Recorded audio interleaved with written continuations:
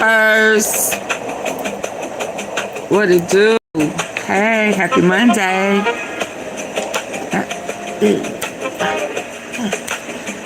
Happy Monday.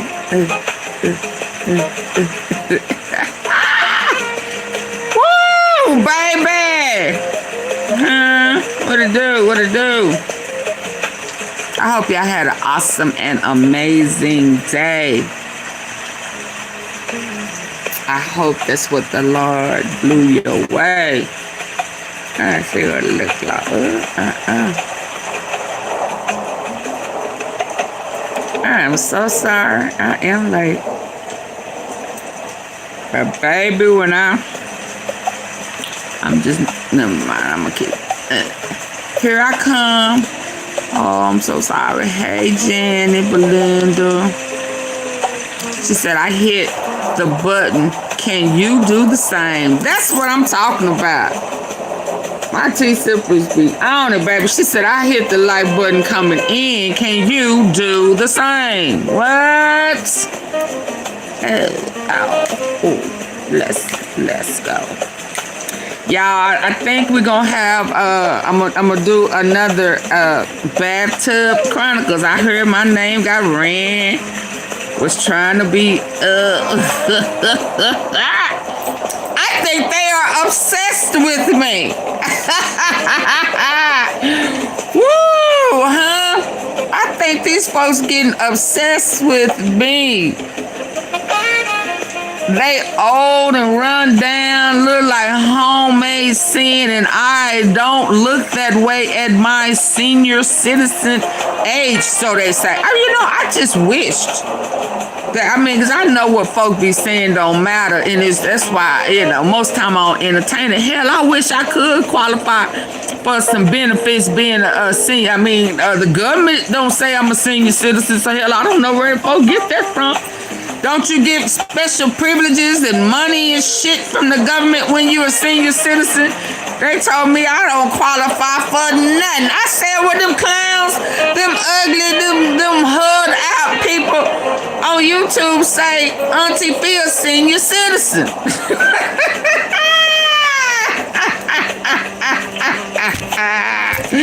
They said tell them they don't know no better. Yeah, they don't know no better.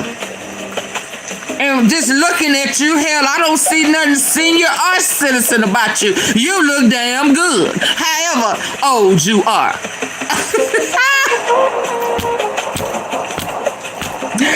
I heard that same clown ask this a guy, how old do I look? How old do I look? Now you want folk to tell you you look good for your age. Go sit down. Sit your ass down.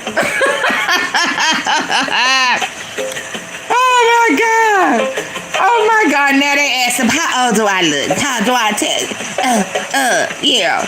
Cause Auntie B, she don't look her age hell. And we can't score on her. We can't even score on her eyebrows being thick hair, cause she pointed out that that's a business. That's a business. That's big business. You understand? Yeah. How old do I look? I said, oh, it's time for another bathtub chronicles. The thirst is real out there, y'all. For now, all I'm going to say is the thirst is real. Yeah, I'm looking at you straight in your eyes. Look me in my eyes. The thirst is real. Yeah. Restaurant give discounts and only benefit is Social Security. Well, hell, how old you ought to be to get that?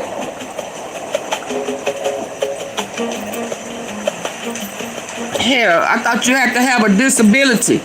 And after I just had a near injury on both knees, one worse than the other, and did not take one pain pill. Not one, what they call them, pain pills, and what's that other one you get? To numb yourself. Pain peeling is another one. I guess for inflammation. I ain't take none of it. Hey, I just want to apologize for being a ick in the comments before. I'm just trolling sometimes. Our family never let politics divide us. I just want you to know I was just being an ass. Okay, King Days. Okay. I appreciate that. Now, are you telling me that you finna be a dang-a-lang today? Please don't. Because my tea sippers will get you. Most times I'm more understanding than them. But I appreciate that. That's big of you. Shout out to you. Y'all, shout out to King Days for apologizing. Bless you. Y'all let King Days make it. Unless he just get totally out of hand. But let King Days make it. He man enough. Thank you, King Days. I apologize. I appreciate your apology. Man, you made me stop going in on old girl. Dang. Dang, you pull old Auntie fee card with that one. I appreciate it. I'ma hold my mule. I'ma hold my mule. Okay, y'all, let me get in. Let's go on and pray. King Days done pulled my card because I had a few more jokes, but I'ma leave that for the bathtub bubble bath chronicles. They hate that. They sure want to do it now, but they know if they put any type of bubbles in their water and get in the bathtub and say, I'ma wear them out. They copy what I say all the time anyway. I just let the helper make her look like she got a little sense with some of the crazy stuff she say. But she better not sit up black in no bubble bath. I'ma wear her ass out. I'ma talk about her so damn bad. Yeah, you wanna be like old Auntie P. That's why you ask the people how old I look. How old I look. You ain't never one time heard me ask nobody how old I look. Hell, I look my age. Well, no, I don't. I look good enough that I don't have to ask nobody how old I look.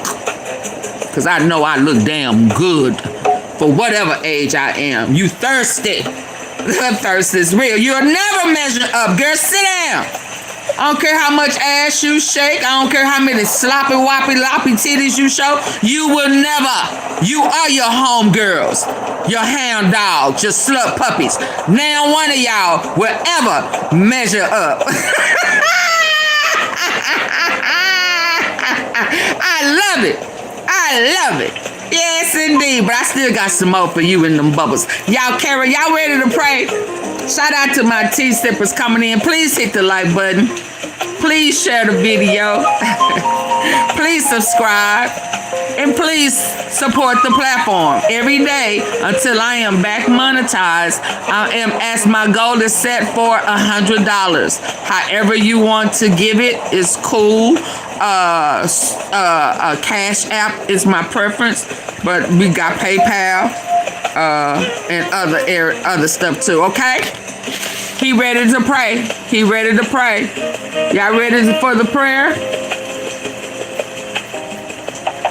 Let's go. He said, can I pray for you? It's hard out here. Everyday living. Can I pray for you? Can I pray for your Monday? Yes. God, I pray for the person listening to this prayer right now. Lord, I pray Micah 7 verse 7 over them. But as for me, I watch and hope for the Lord. I wait for my God, my Savior. My God will hear me. God, teach them to walk through this Monday with hope. Hope that better days are ahead. Hope that nothing is impossible. Hope that you are working. Hope that you are listening. Hope in all your promises, Jesus. God, you know all their needs. You know exactly what is on their heart and on their mind. You know every worry. every burden, every fear, every silent prayer in their heart. So today, Lord, I pray that you surround them with your spirit. Your word says in Exodus 33:14, my presence will go with you and I will give you rest. Let them not walk into this Monday anxious or afraid, but confident that the God of heaven walks beside them. Father, I pray against discouragement.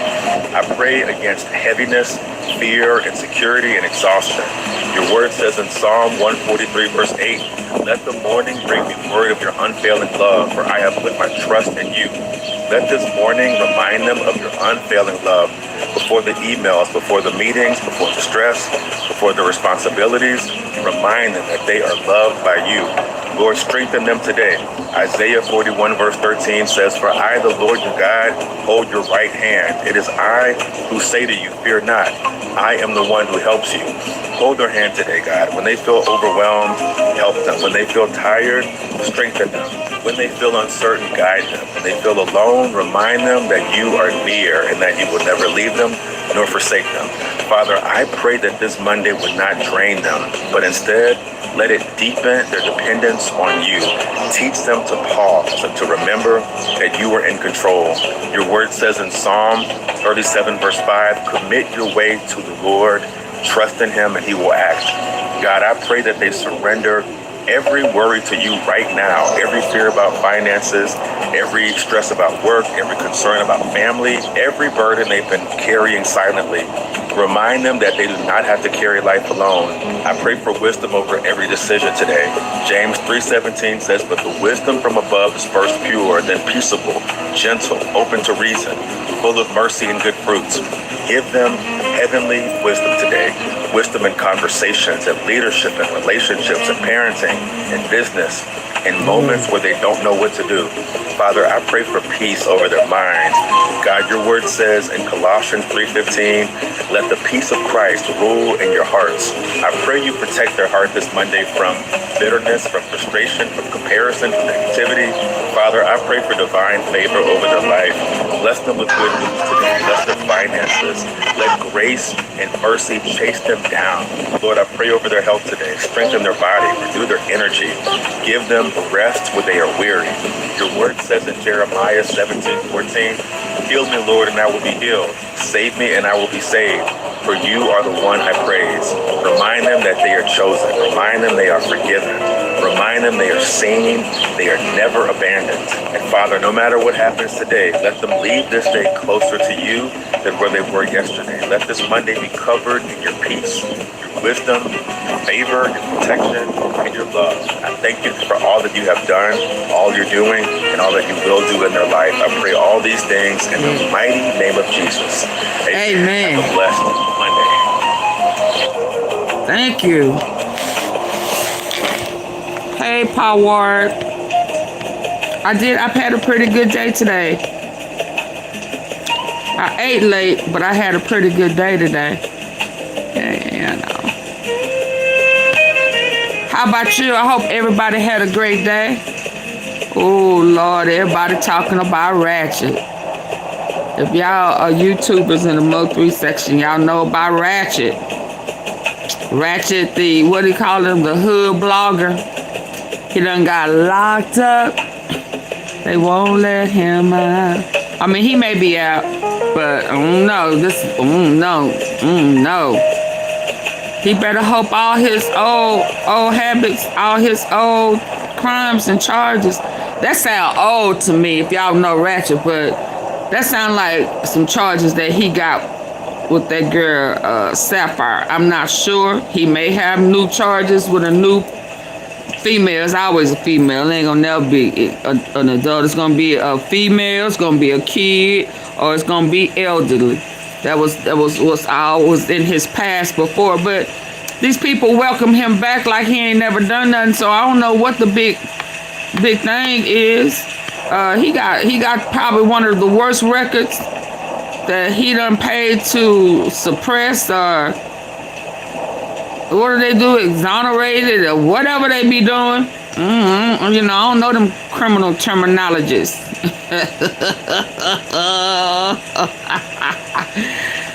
But suppressed, what is it? I don't know.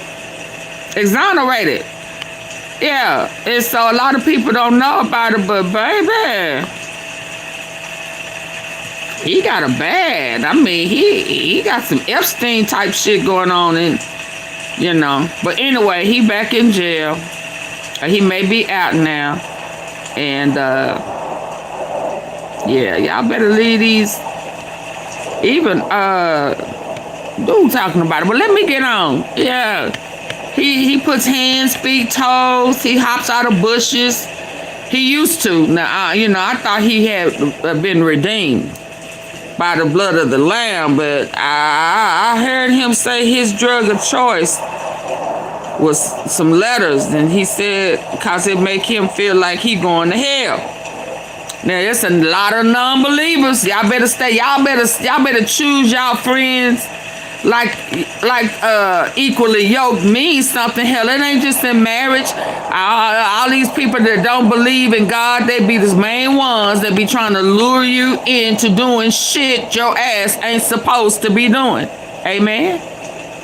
I'm not saying Christian folks won't, but hell, if they don't believe in God, believe in all that black magic and voodoo, oodoo, shoodoo, talking about putting folk in a candle and all type of crap like that, leave them folk alone.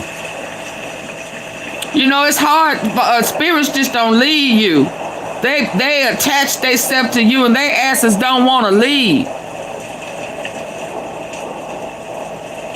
Stop touching, shaking hands with the devil. Like them folk be meeting Trump here. They don't want to be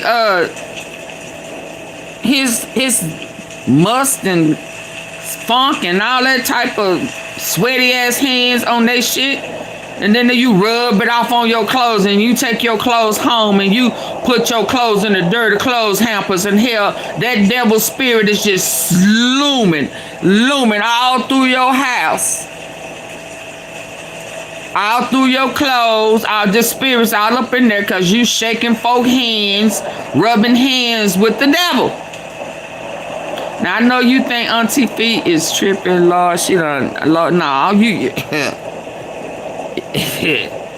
yeah, if you were raised Pentecostal or Kojic, anywhere up in there back in the days, you know what I'm saying. I ain't too far-fetched now.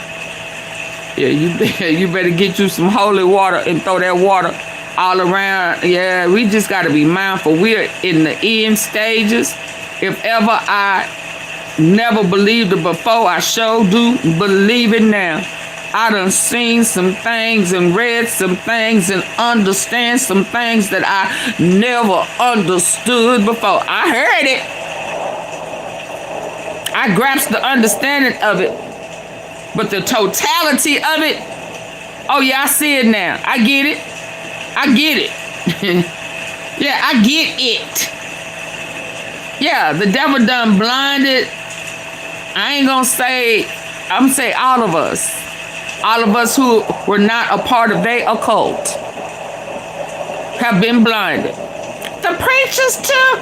The preachers too. Big time, them. Somebody done said that they was a part of the cloth and done left a nice little donation. They are easily persuaded because the root of evil is what? Money. So them donations rule the nation. Somebody will feed you something and make it make sense to you, and then that's what they gonna get up and preach their next sermon. You just let the devil give you your next sermon on some stuff that somebody that you did not know, you did not try the spirit by the spirit, you just took a message and ran with it and made your sermon, and that lie spread. I saw Eve was showing us a video just a minute ago. Somebody was on somebody else's platform and was trying to ask her why something, and my name came up, and this devil almost said, well, she be like... And then she said, let me go. Yeah, devil, you better go. Because the minute you say, I'm a liar, because I hurt somebody's feelings, that is the devil with you? Yeah. Yeah, the devil was about to say Auntie Fee lied about something I ain't lied about. And that devil wasn't even there. So that's why you got to check people. You got to watch them. Sometimes you have to be flat-footed and firm. Because people will lie in front of you, and they for dang sure gonna lie behind you. Thank God for the people who is keeping me abreast of all the deceit that's going on pertaining to me. I'm gonna call the devil out. I'm gonna call a spade a spade. Yeah, I'm gonna check that lie. And if you don't want me to check you, boo, who gonna check me, boo? Don't lie on me. The devil is real. Yeah, somebody, nothing can disrupt it. But if a person is weak, if a person is straddling the fence, if a person have not decided for whom they will serve, see, all that I don't want to choose the Lord, is choosing the devil. All that I don't know. Yeah, you got to rebuke that spirit. But even with that, King Days, you got to know to rebuke it. See, I don't play like that. I don't play with devils. Once you expose yourself, yeah, I'm gonna put the Lord all over you. And you may not like my delivery, but I'm gonna tell you the truth. And if you don't like my delivery, and if I hurt your feelings, then stay away from me. Shoot, devil, get on, get out of my presence, because I'm gonna put the Lord all up in yours. Yeah, but let me move on, because I'm already late.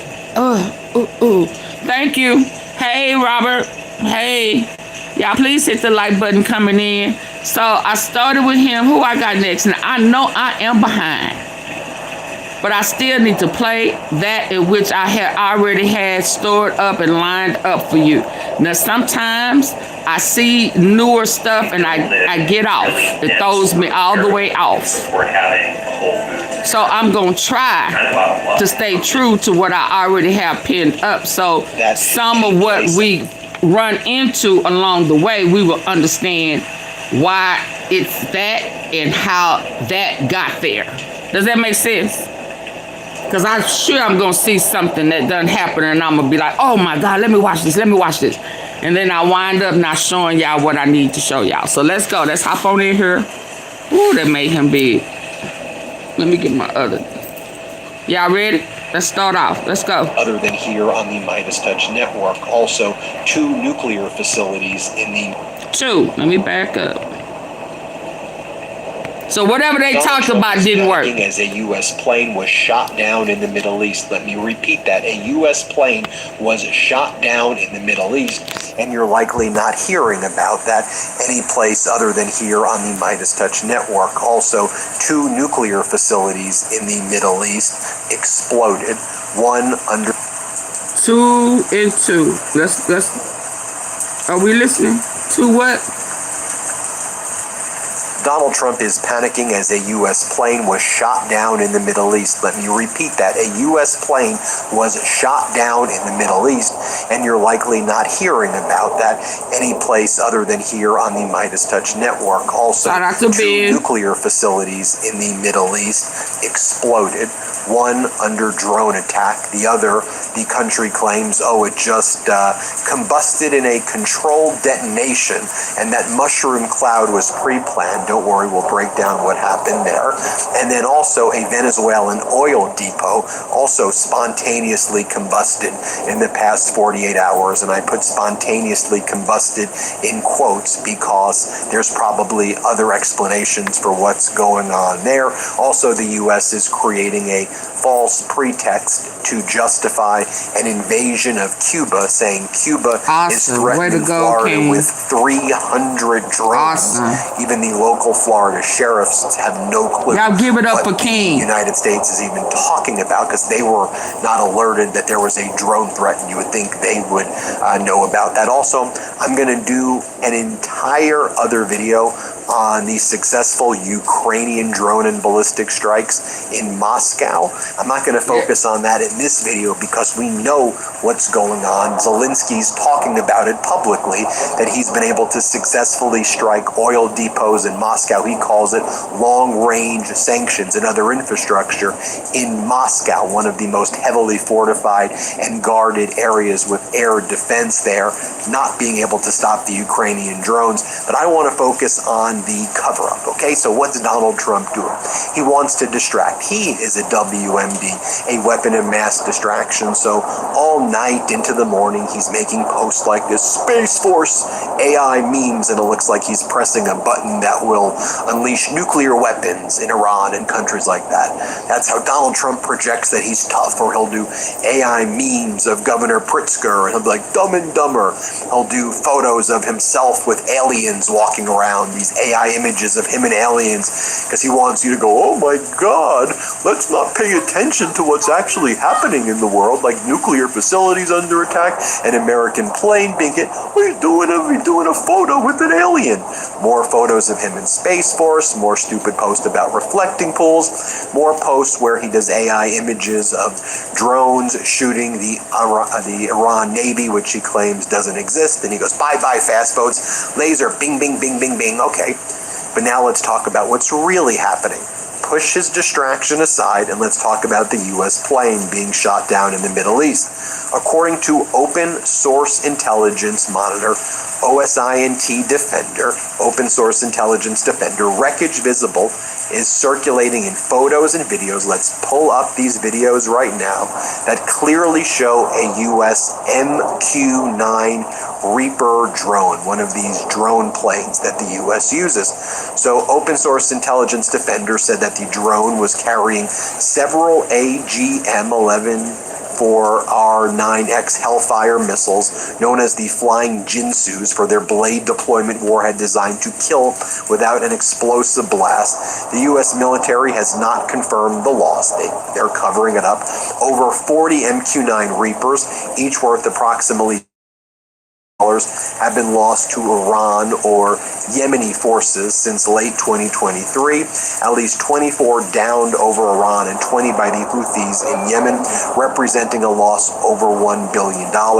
We're seeing in Iranian media and regional media, not in the United States, in the Middle East, including Iran Fars news agency, they're reporting this downing of the U.S. MQ-9 Reaper drone over Yemen's Marib province, the key oil and gas region located in north-central Yemen. You see what this drone on fire looks like. Again, the claim and the footage has not been confirmed by CENTCOM, but they've been covering up everything. Remember, over the weekend, I shared videos with you from congressional hearings that, again, aren't being shown, I think, in a lot of other places, where these admirals and naval leaders and army officers and leaders of EUCOM and CENTCOM and AFRICOM, they're talking about how currently they're, and the head of one of the top leaders in the Pentagon, they're talking about how these there's ongoing attacks right now in the Strait of Hormuz, that the war is still going on. There's not really a ceasefire, is what they confirmed. So we have the U.S. airplane down, the MQ-9 Reaper shot down. No one's talking about it. Simple. I only pay $10 a month for my internet connection. Fast, unlimited, anywhere. Have you heard about Ryoko Pro? This is the cutting-edge portable Wi-Fi hotspot that people wish they found out about sooner. With this pocket Wi-Fi, you can simply stay connected whether you're working, traveling, or simply on the go. But why should your internet be overpriced, unreliable, full of hidden fees, and riddled with poor coverage when a modern, affordable solution is reshaping the industry as we speak? Introducing Ryoko Pro, the revolutionary portable Wi-Fi device that provides reliable, high-speed internet globally. Ryoko Pro's advanced features make it a game changer Keep the in lights 8 up. distinct ways. 1. With state-of-the-art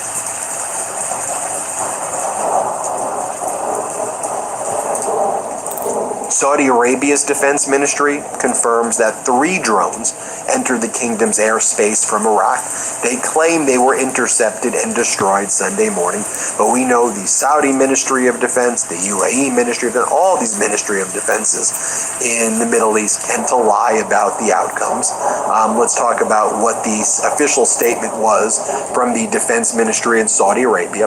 The official spokesperson for the Ministry of Defense, Major General Turk al-Maliki, stated that on the morning of Sunday, corresponding with May 17th, 3 drones were intercepted and destroyed after entering the kingdom's airspace, coming from Iraqi airspace. Major General al-Maliki affirmed that the Ministry of Defense reserves the right to respond at the appropriate time and place and will take and implement all necessary operational measures to respond to any attempt to infringe on the kingdom's sovereignty, security, and the safety of its citizens and residents on its territory. United Arab Emirates Ministry of Defense confirmed 3 drone strikes on its nuclear power plant. It says that 3 drones were targeting it. They claim they were able to stop 2, but they say that 1 was able to hit this nuclear facility, this nuclear power plant. Fire and rescue services in Abu Dhabi were responding yesterday morning to a drone strike and fire that resulted in a fire inside an electrical generator outside the inner perimeter of the Baraka nuclear power plant in the Al Dhafra region of the UAE. Authorities report no injuries and state that there has been no impact to radiological safety levels or the operation of the Baraka nuclear complex, but that's to be determined. So we know that's going on. Also, a massive explosion was reported in the Sdat Mika Air Base in Beit Shemesh, Israel, and it was reported. This is one of their facilities that people believe to be their nuclear storage sites. Residents heard a loud blast. They saw a huge mushroom cloud. Khan News then claimed, Israeli propaganda then claimed, oh, this was just a controlled explosion at a civilian factory. A controlled explosion at a civilian factory with a gigantic mushroom cloud, and you don't tell anybody from the community it's going to happen. What? So it's just like, surprise, nuclear mushroom clouds, everybody. Unclear what the radiological fallout is there. But again, that facility is where it's believed that there are the nuclear weapons of Israel. So we've got that also. Another energy facility, this time in Venezuela, just exploded. This has been like the 14th non-combat energy incident outside of like the middle, like since the war began. It's the Lamargas compression plant on Lake Maracaibo. It suddenly caught fire during a, quote, routine gas depressurization operation. 6 workers injured, 2 jumped into the lake to escape the flames. The pattern of oil and gas facilities worldwide exploding or catching fire since the war on Iran continues. People are saying, there's no missiles, there's no drones, just another accident of critical energy facility infrastructure, just spontaneously blowing up. That's what you get. And as I said at the beginning, the U.S. creating a pretext to invade Cuba, the United States government using Axios, one of their, giving you my opinion, one of the main regime propaganda conduits.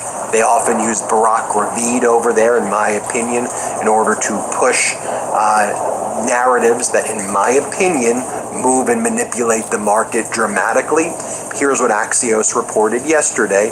Cuba has acquired more than 300 military drones and recently began discussing plans to use them to attack the U.S. base at Guantanamo Bay, military vessels, and possibly Key West, 90 miles north of Havana, exclusive on what the Trump administration is thinking. I'll tell you what the Sheriff's Department for the Florida Keys had to say. No changes in light of the Cuba-related news report. Monroe County Sheriff Rick Ramsey has not been contacted by any federal or state authorities regarding news reports Sunday of any possible military action taken by Cuba against the United States. And here's what the Cuban embassy in the United States said, or it's the Cuban embassy. They go, like any country, Cuba has the right to defend itself against external aggression. It is called self-defense, and it is protected by international law and the UN Charter.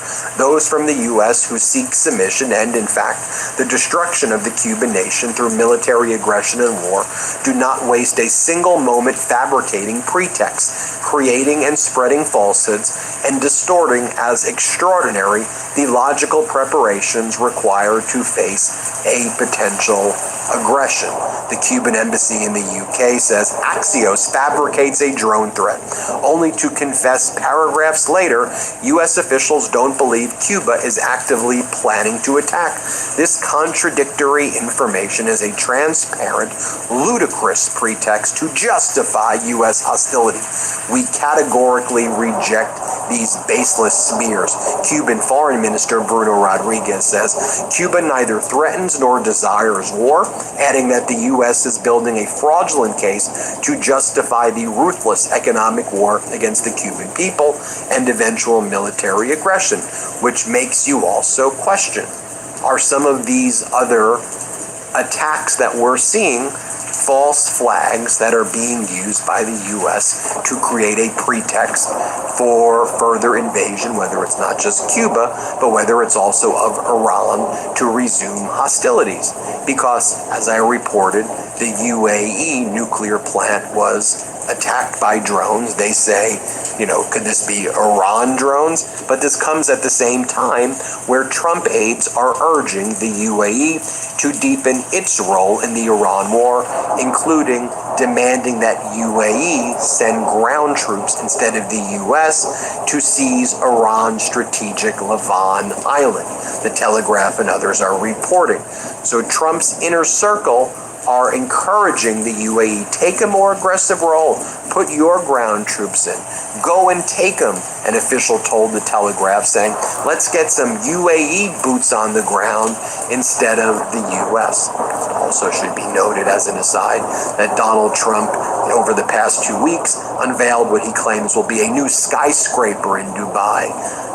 And if you get a room, if you buy an apartment in the skyscraper, you also get a free 10-year golden visa to live in the United States, which is illegal in my opinion, and it's not actually going to happen, but that's what they're claiming. They say it will measure 1,150 feet with a swimming pool at the top, and it'll start at $1 million, although we saw the Trump organization often makes these statements, and then it turns out that the building never happens. But I think it's important to share with you, just in addition to Donald Trump doing 60 stock trades a day, in the first quarter alone for a total of 3,700 stock trades of companies that he deals with and talks about.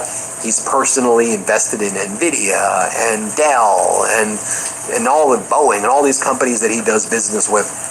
I think it's worth pointing out 60 trades a day. On Iranian TV, they're airing a segment teaching the public how to handle a firearm, and they end the segment by firing at a UAE flag.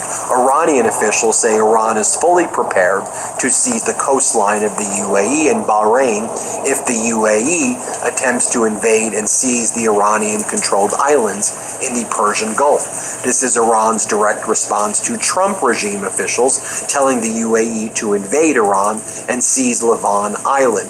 Go take them. It would be UAE boots on the ground, are what Trump officials are saying to the Telegraph, as I just read. So then you have some of these Trump regime MAGA Republicans in the House of Representatives they're talking about, oh, I guess we need to invade Cuba now, especially That was the as plan the whole a lot of time. these MAGA Republican Cuban Congress members have betrayed their people. Latino support of Trump is about 25% right now. He's tanked his approval amongst the Latino community after his ICE raids and his racist behavior, in my opinion. So you have Congress member Mario Diaz-Balart. Congress member Diaz-Balart says, we've seen the threat drones pose in the Middle East. Now they are 90 miles from our shores and near critical infrastructure.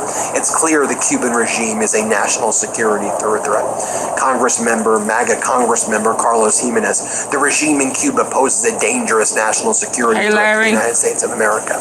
Congresswoman Salazar, the world has already seen what hostile regimes can do with drones, and those capabilities in the hands of the Cuban regime, just 90 miles from Florida, should concern every American. A dictatorship aligned with American adversaries operating this close to our shores is not to be trusted. I mean, so the Trump regime puts a blockade on Cuba, starves the people to death. Again, regardless of what you think about the Cuban regime, the Trump regime are making people in Cuba suffer. They're targeting the people who live in Cuba. But the Trump regime does allow Russian ships to break the blockade, but prevents ships from Mexico and Canada from getting past the U.S. blockade of Cuba. So the Russian ship brings supplies, brings oil, and my guess probably also brings drones and weapons.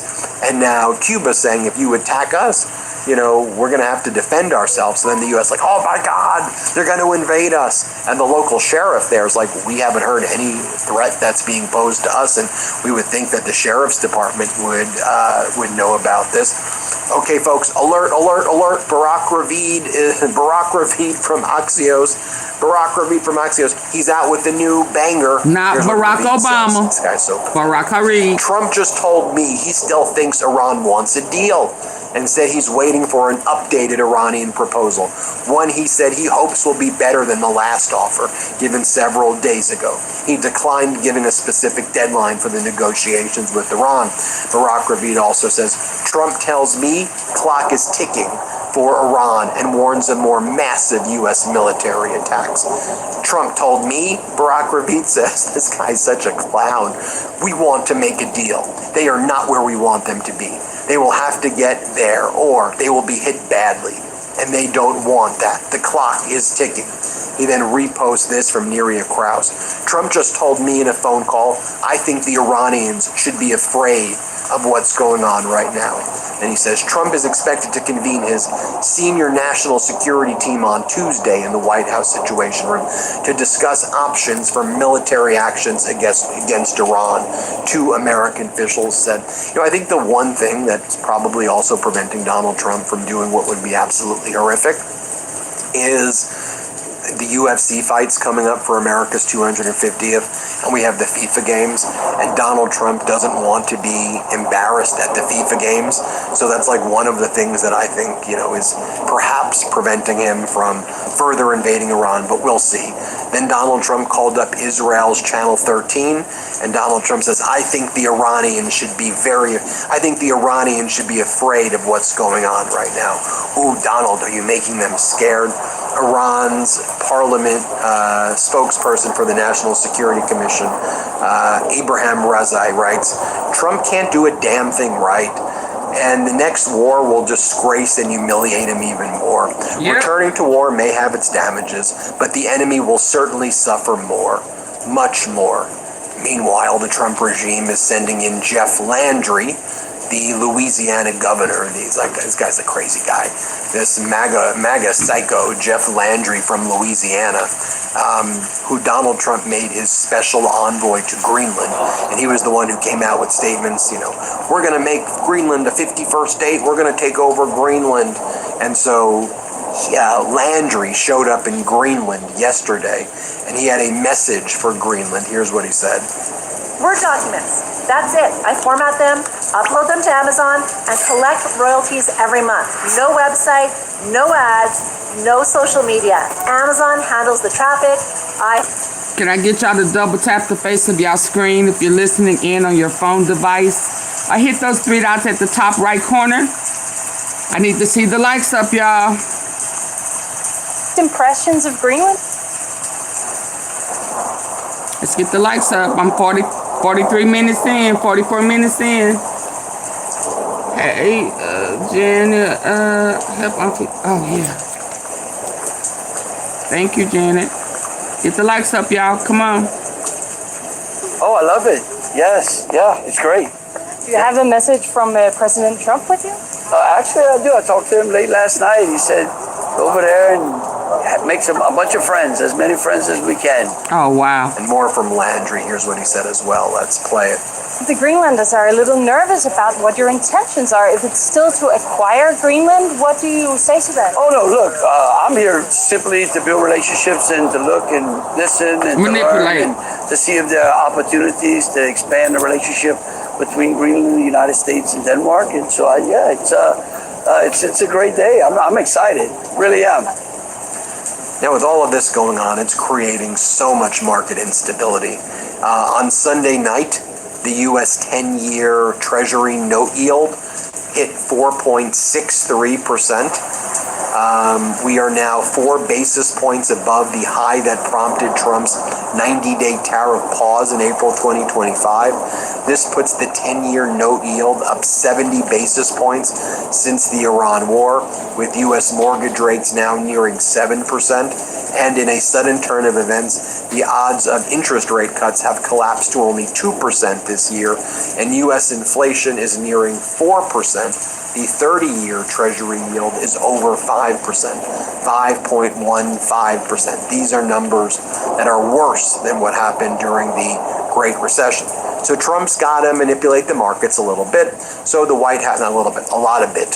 So on Sunday night, Donald Trump announces the creation of the U.S.-China Board of Trade and Investment, aimed at improving bilateral economic ties, with one forum focused on non-sensitive trade and the other on investment issues. So as Donald got 0 deals from the trip to China, gave away everything to China, allowed Xi Jinping to say America is a nation in decline to Donald Trump's face, and if Donald Trump said, yes, Xi, whatever you say, Xi, you do tell me, Xi, as Donald Trump threw Taiwan under the bus and looked so utterly pathetic, Donald Trump's now going to create a board of trade.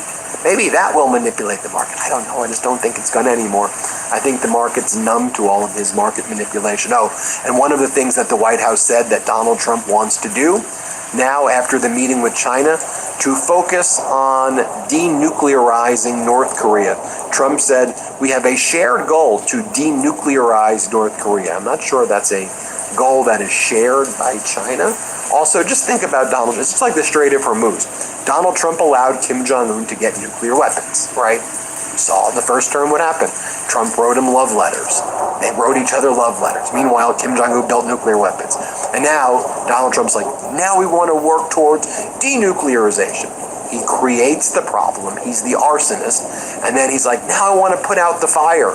And then he blames the people who he leaves holding the bag, who try to put out the fire, and tries to say they're the arsonist. But because corporate news is owned by a bunch of right-wing oligarchs, they often go along with it. That's why Midas Touch Network is coming along is so important right there. And same thing with the Strait of Hormuz. We won Epic Fury. How do we win Epic Fury? Well, we gave Iran the Strait of Hormuz, which is genius, because now people will buy oil from the United States. That's not the way international oil markets work, Donald. What are you talking about? But now we're going to be launching Operation Sledgehammer, not Midnight Hammer. That was last June. We're doing Sledgehammer right now. All right, so Donald, what's the goal of Sledgehammer? To open up the Strait of Hormuz. Okay, you closed it and you declared victory, and now you're saying you want to open it, and then that's what we're going to do. It was always closed before. It was closed under Biden, it was closed under Obama, and it was weaponized. Now it's not weaponized because they know how strong I am. No, it was open under Biden and Obama. It was never even a thing that Iran would control the Strait of Hormuz until you lost the war in Iran. Fake news, fake news. I'm going to criminally investigate you. You're under criminal investigation. You're a fraud. You're a fake person. Anytime I'm going to post you tell the truth, they put you on the investigation. In a reflecting pool. Oh, how funny. That's what we're dealing with, folks. This is what we're dealing. This is what the reflective overlay looks like Elementary. right now. It's 50 Shades of Blue, as Aaron Parnas writes. Look how 50 gross it looks right It now. is so elementary. Everything. Elementary. You tell the truth. It's fake news. Focus on denuclearizing North Korea. Trump said we have Where a they do shared that goal at? to denuclearize North Korea. I'm not sure that's a goal that is shared by China. Also, just think about Donald. It's just like the Strait of Hormuz. Donald Trump allowed Kim Jong-un to get nuclear weapons, right? We saw in the first term what happened. Trump wrote him love letters. They wrote each other love letters. Meanwhile, Kim Jong-un built nuclear weapons. And now, Donald Trump's like, now we want to Put work sweet towards nothings in his ears. denuclearization. He creates the Put sweet nothing in his ears and he then he's like, believes "Yeah, I it. want That's to my put out the friend. fire." And then he blames the people who he leaves holding the bag, who try to put out the fire, and tries to say they're the arsonists. But because corporate news is owned by a bunch of right-wing oligarchs, they often go along with it. That's why Midas Touch Network is coming along is so important right there. And same thing with the Strait of Hormuz. We won Epic Fury. How do we win Epic Fury? Well, we gave Iran the Strait of Hormuz, which is genius, because now people will buy oil from the United States. That's not the way international oil markets work, No. Donald. What are you talking about? But now we're going to be launching Operation Sledgehammer, not Midnight Hammer. That was last June. We're doing Sledgehammer right now. All right, so Donald, what's the goal of Sledgehammer? To open up the Strait of Hormuz. Okay, you closed it and you declared victory, and now you're saying you want to open it, and then that would, yeah, that's what we're going to do. It was always Wayne, closed before. It was closed Precious, under Biden. It was Sick closed puppy. If you would be paying attention and not so far up in Trump's tail, you wouldn't be up here trying to defend a PDFer. A child rapist. What are you talking about? That's why can't nobody see your comment, because you say stupid shit. Yeah. That's Wayne. Y'all say bye to Wayne. He on that pathetic. Yeah, he probably one of them people that keep getting busted and caught on them shows to catch a predator type shit. Anybody who sit up here and go along with a PDFer, in my mind, in my opinion, hell, you want to. Y'all say bye to Wayne, the PDFer. Yeah. If you support being one, you are one. Birds of a feather flock together. If you agree with it, silly rabbit. Yeah, go to therapy. Figure out where your mama and them failed your ass at, and why you feel that this is cool. It's not. Yeah, I must don't have that thing on. Y'all hold on. Let me go, because I don't feel like working hard with these sick puppies. There's a lot of people out here entertain sick and wounded puppies. Yeah, because they won. They wounded and sick. Yeah, that's the only way you can go along with that creepy, crunchy, nasty, sick-minded mess. Hold on, y'all. Let me fix this, because I am not finna entertain no PDFers. They waited all that time just to come in here and ooh, well, carry on. Hell, if they like it, I love it. But you're not gonna have a voice over here. No, sir. Y'all get the likes up. Anytime it get hot out there, he sends his bots, he sends his friends, he sends his co-workers, the people who think and act just like him. Those are co-workers. One of those places just passed the law that it is not against the law to rape men, women, or children in Gaza. That's some sick shit. Let's go. Under Obama, and it was weaponized. Now it's not weaponized because they know how strong I am. No, it was open under Biden and Obama. It was never even a thing that Iran would control the Strait of Hormuz. Sir, you would never listen. You still fixated on President Barack Obama. You will never measure up. It's just kind of like those Simple Simon ass girls that, how old do I look? Because Auntie B don't look her age. You know, that simple stuff, that ABC stuff, that elementary. It ain't even high school. It's elementary. You are still concerned about Barack Obama. And they say, hell, they don't woke up Sleepy Joe. He done recovered from whatever he had.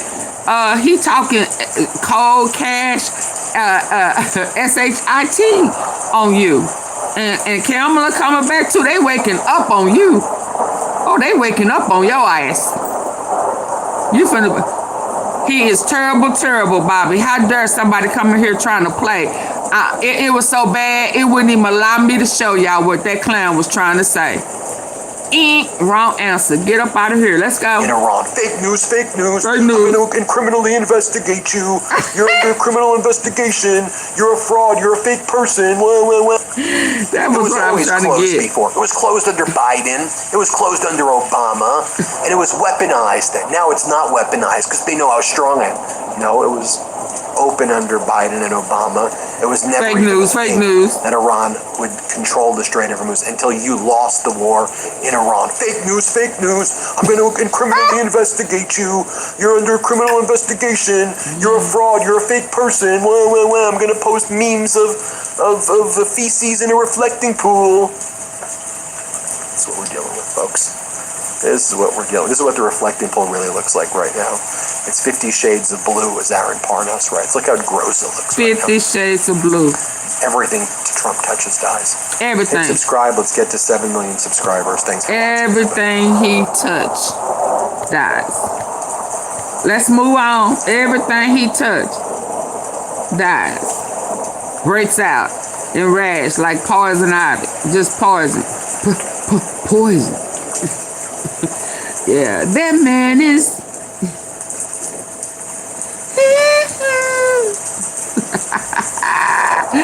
He poison.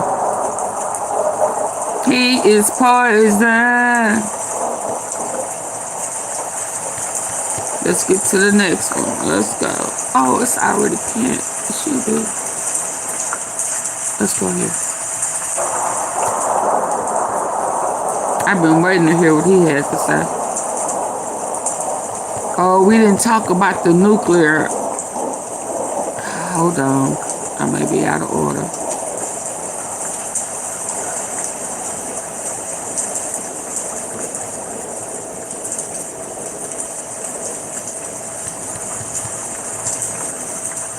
Hold on.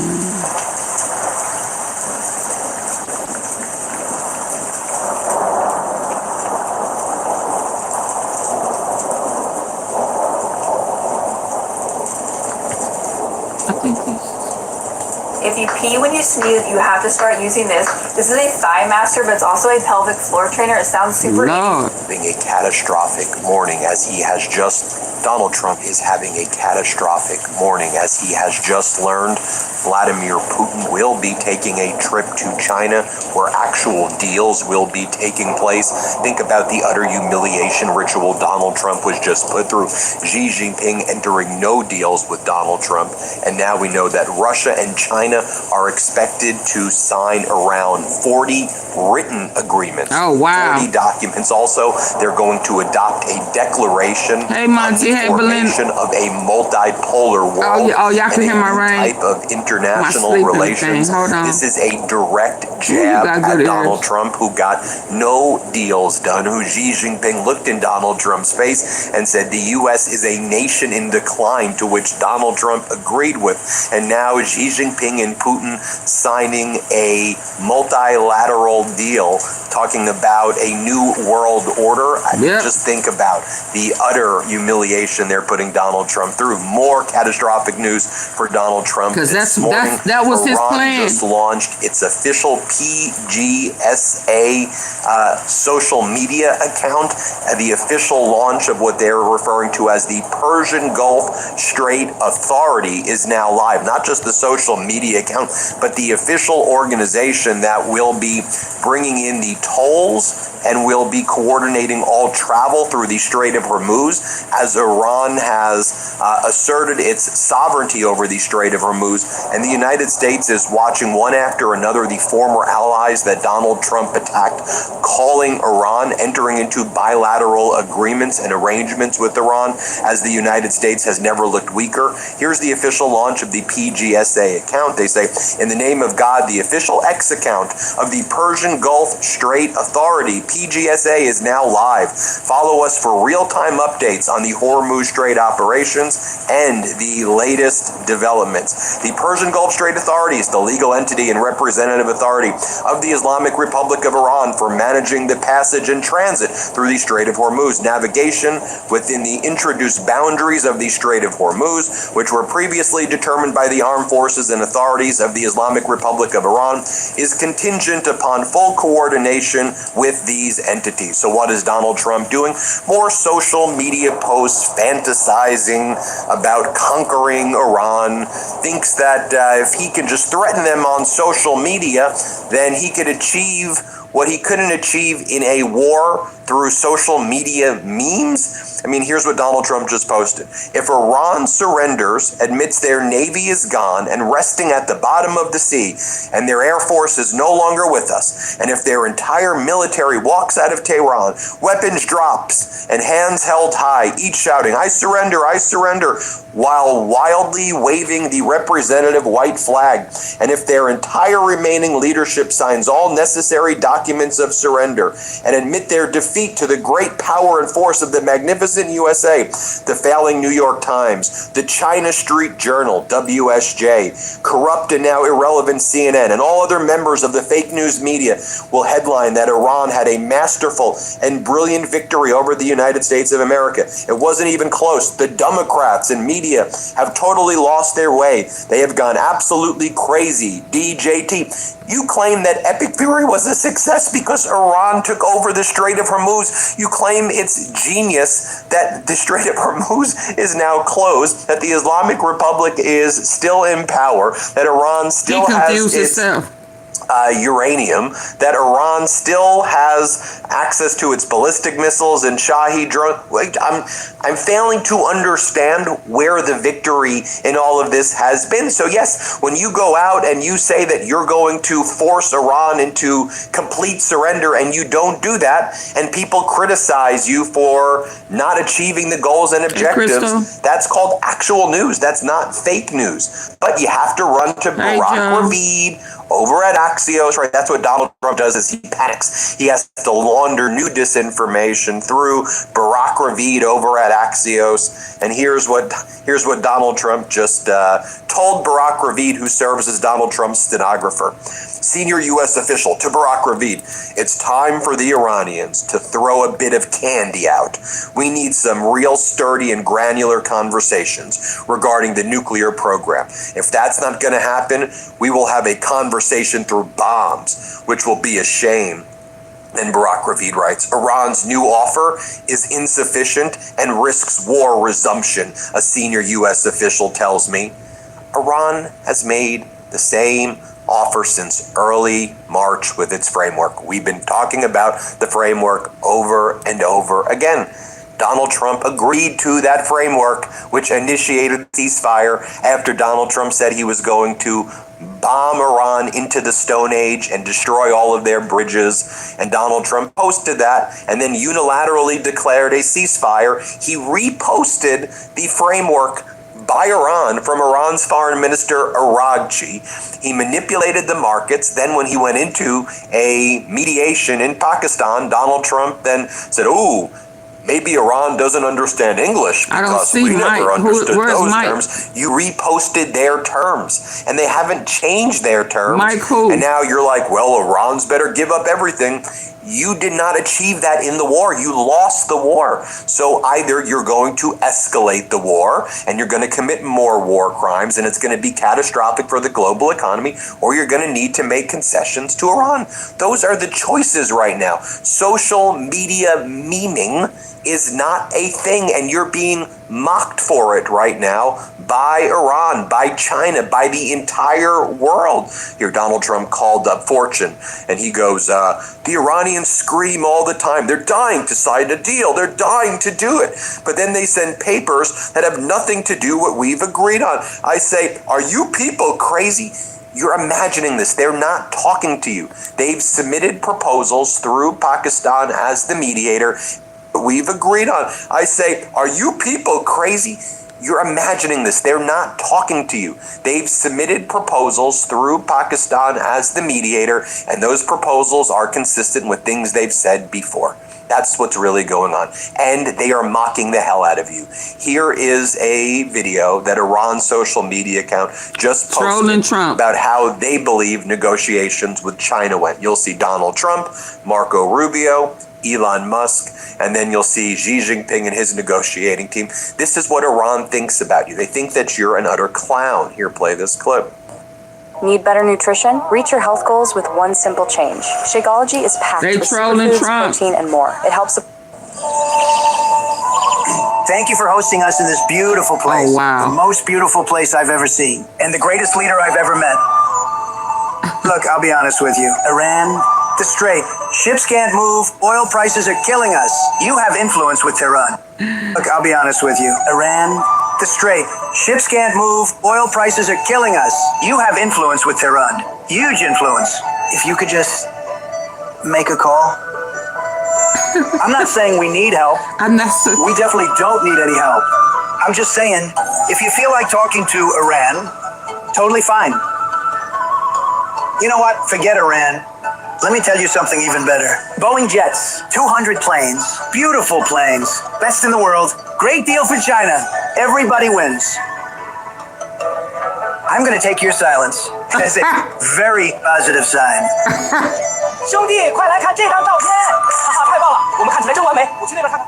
You know, despite everything, the tariffs, tensions, I always liked you, Xi. You're tough. I respect tough. I told everyone, Xi is different. I was right. I'm always right. So, what about Taiwan? It's a beautiful island. Very beautiful. We don't need to talk about it today. Great meeting, Xi. Truly great. Historic. See you later. That was incredible. Greatest meeting ever. What I tell you about them teas? What I tell you about that tea? Very beautiful. We don't need to talk about it today. Great meeting, Xi. Truly great. What about Taiwan? It's a beautiful island. Very beautiful. We don't need to talk about it today. Great meeting, Xi. Truly great. Historic. See you later. That was incredible. Greatest meeting ever held. That's how you negotiate, gentlemen. And Iran, and then China's foreign minister, spokesperson, gave a press conference earlier today saying, you heard Donald Trump. Donald Trump showed how weak he is on Taiwan. And Taiwan is an inalienable part of China's territory. It is never a country, not in the past and never in the future. Trump emboldened China. China got everything, the U.S. got nothing. Here, play this clip. We have noted President Trump's remarks. Taiwan is an inalienable part of China's territory. It is never a country, not in the past and never in the future. Taiwan independence and cross-strait peace are as irreconcilable as fire and water. To seek Taiwan independence by soliciting external support is a dead end. So what does Donald Trump do as he looks weaker than ever? Of course, he's got to bully American allies. That's his go-to move. When he's weak, when he's panicking, all right. What should we do with Canada? What should we do with Greenland? How do I bully my app, right? That's his move. I should say, how do I show I'm tough at this point? So the Undersecretary of War, Defense Secretary Elbridge Colby, he announces the following this morning. A strong Canada that prioritizes hard power over rhetoric benefits us all. Unfortunately, Canada has failed to make credible progress on its defense commitments. The Department of War is pausing the Permanent Joint Board on Defense to reassess how this forum benefits shared North American defenses. We can no longer avoid the gaps between rhetoric and reality. Real powers must sustain our rhetoric with shared defense and security responsibilities, delivering on... Oh, I'm sorry. I'm an hour and 8 minutes in, and y'all have not hit the like button. I'm going to pause until y'all figure that out.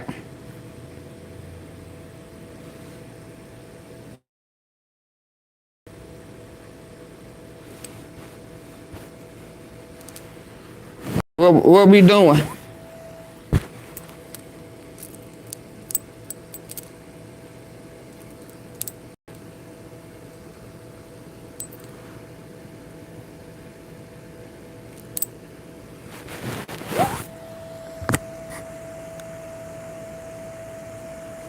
What you boo-hooing for, Dave? Yeah, boo-hoo over there. Boo-hoo over there. Your boo-hoo is not welcome here. Y'all say bye to Davy. I don't know. Come in speaking like an adult, so I know what you're talking about. You come in here. I don't know if you're talking about Mike. I don't know if you talking about Trump. I don't know if you're talking about me. So, yeah, boo-hoo. I don't know what you're talking about. So, yeah, come back another day when you put a name on who you talking about boo-hoo to. Yeah, we don't understand that boo-hoo-hoo. That may be some voodoo shit. Yeah, so for that, you got to be put on time out. Come over here talking real English.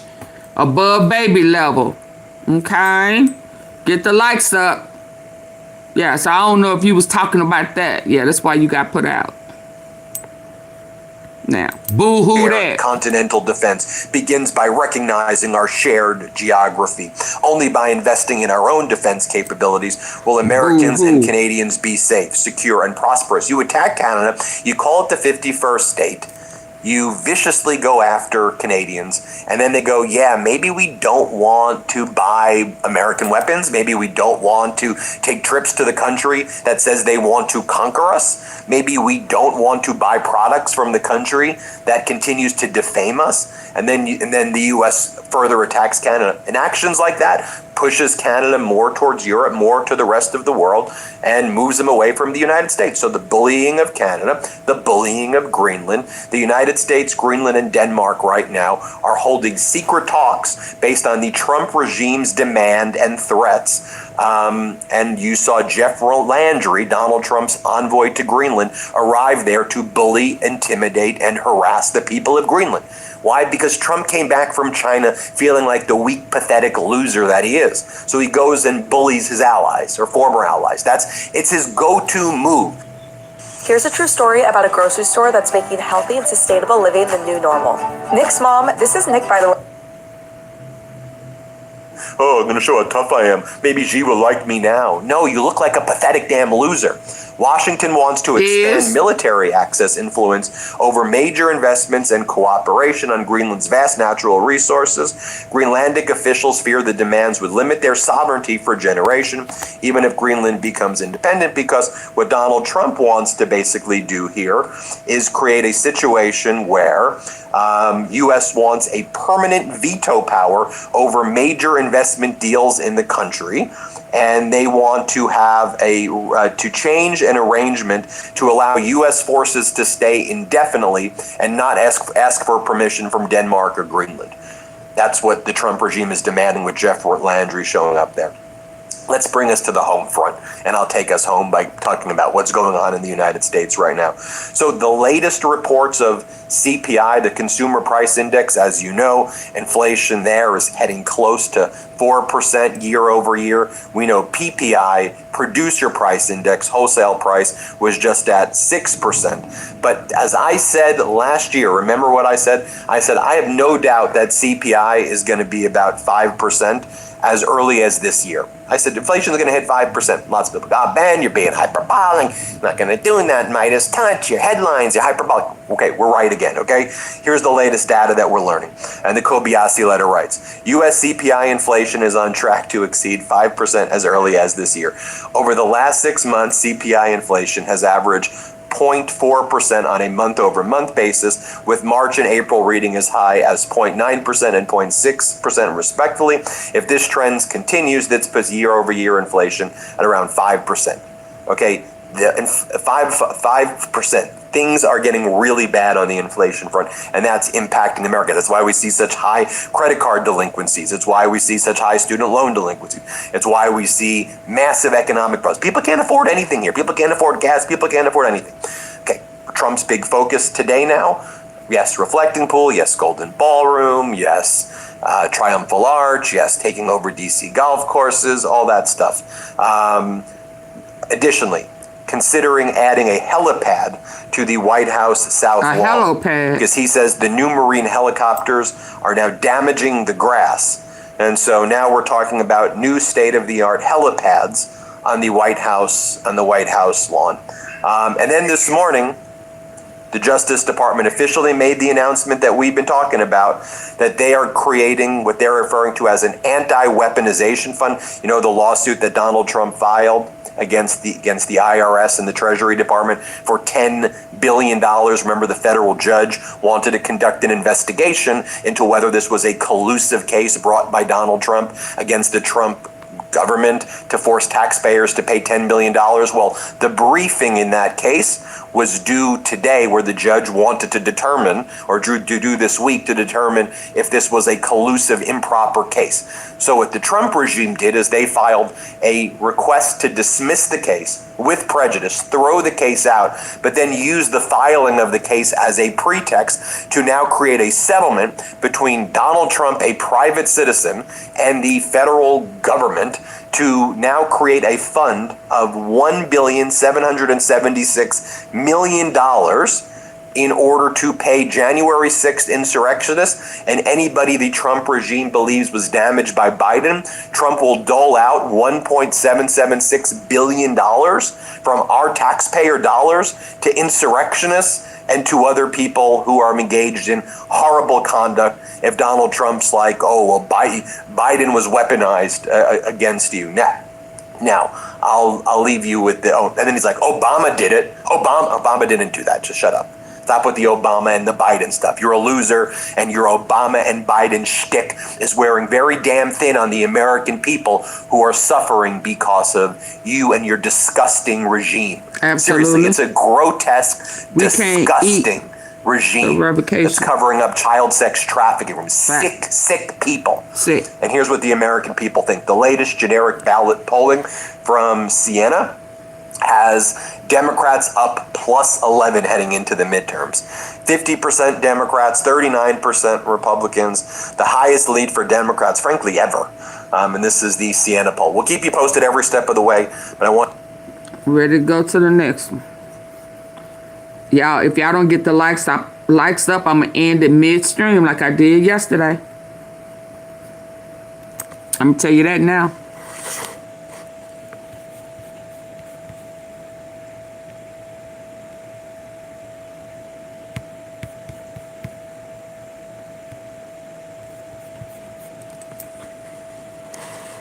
Only one person hit the like button.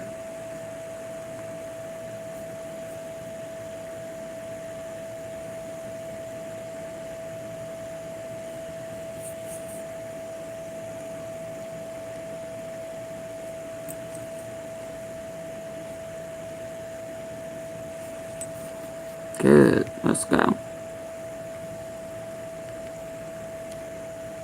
Now look, I want to talk to you about something that happened this weekend. Something that ought to concern every American, regardless of party or who you voted for.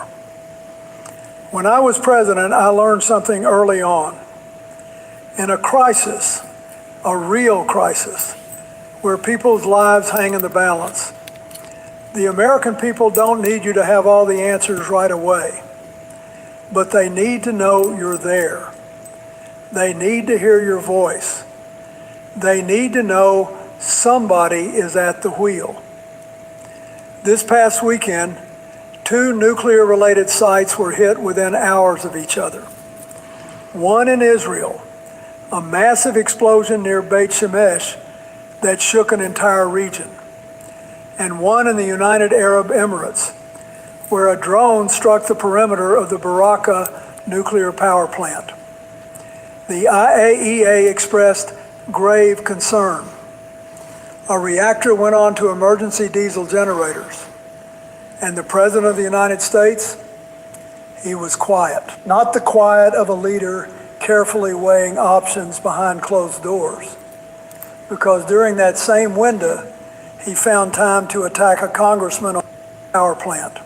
The IAEA expressed they need to hear your voice. They need to know somebody is at the wheel. Yeah, we didn't fall This too past big weekend, for that Hannah mess. Two nuclear So they related coming up sites with were another hit one. within hours of each other. One in Israel, a massive explosion near Beit Shemesh that shook an entire region. And one in the United Arab Emirates, where a drone struck the perimeter of the Baraka nuclear power plant. The IAEA expressed grave concern. A reactor went on to emergency diesel generators. And the President of the United States, he was quiet. Not the quiet of a leader carefully weighing options behind closed doors. Because during that same window, he found time to attack a congressman on social media and celebrate a senator losing a primary. When nuclear facilities are under fire in an active war zone, the world watches what America does. Our allies watch. Our adversaries watch. And silence in that moment is not strength. Silence is a vacuum. And vacuums get filled by panic, by miscalculation, by the kind of confusion that turns a crisis into a catastrophe. There's a lot more to unpack. Cuba, the Strait of Hormuz, the institutions that hold this country together. And we'll come back to all of that. But hold on to this thought. The measure of a president is not what he says when things are going well. It's what he says and does when the stakes are as high as they can possibly get. To understand why this weekend matters, you've got to understand the road that brought us here. On February 28th, the United States and Israel launched Operation Epic Fury, a coordinated military campaign against Iran's nuclear infrastructure. On March 21st, Israel struck the Natanz enrichment facility. Iran retaliated with missile strikes near Dimona. Then things spiraled. The Strait of Hormuz became contested, oil shot past $100 a barrel, and the global economy started bleeding. I want to be fair. Iran's nuclear program has been a genuine threat for decades. I dealt with it. Every president has. There are no easy answers. But here's what I know from experience. When you escalate militarily, you need three things before the first bomb drops: a coalition, a plan for what comes after, and Congress and the American people behind you. When I managed Kosovo, when we faced North Korea in 1994, when we struck Iraq, every time we briefed Congress, coordinated with allies, and communicated clearly to the public. What we're seeing now is different. A military campaign launched without formal congressional authorization. A second front opening 90 miles from Key West. Cuba has allegedly acquired over 300 military drones from Russia. And CIA Director Ratcliffe flew to Havana to discuss what amounts to regime change. 11 C-17A cargo aircraft departing the Middle East toward Europe with no public explanation. When you're managing multiple theaters of conflict simultaneously, you cannot do it by instinct alone. You need process. You need your National Security Council functioning. You need diplomacy running parallel to military action. Without all of that, you're not managing crises. You're creating new ones. Let me walk you through exactly what happened. Late on May 16th, residents near Beit Shemesh, Israel, a city of over 100,000, reported a massive explosion that shook buildings for miles. Beit Shemesh sits near Stat Mika Air Base, long associated with Israel's Jericho missile program and undeclared nuclear arsenal. The official Israeli explanation was a routine rocket engine test. But residents described panic, sirens, military vehicles flooding the area, and a blast signature that doesn't match routine test protocol. Within hours, a drone struck the perimeter of the UAE's Barakah nuclear power plant, a $20 billion facility, the first nuclear plant in the Arab world. A fire broke out. One reactor was forced onto emergency diesel generators. The IAEA issued a statement of grave concern. The UAE reported no radiation release, but the full damage assessment is ongoing. Here's why this matters beyond the headlines.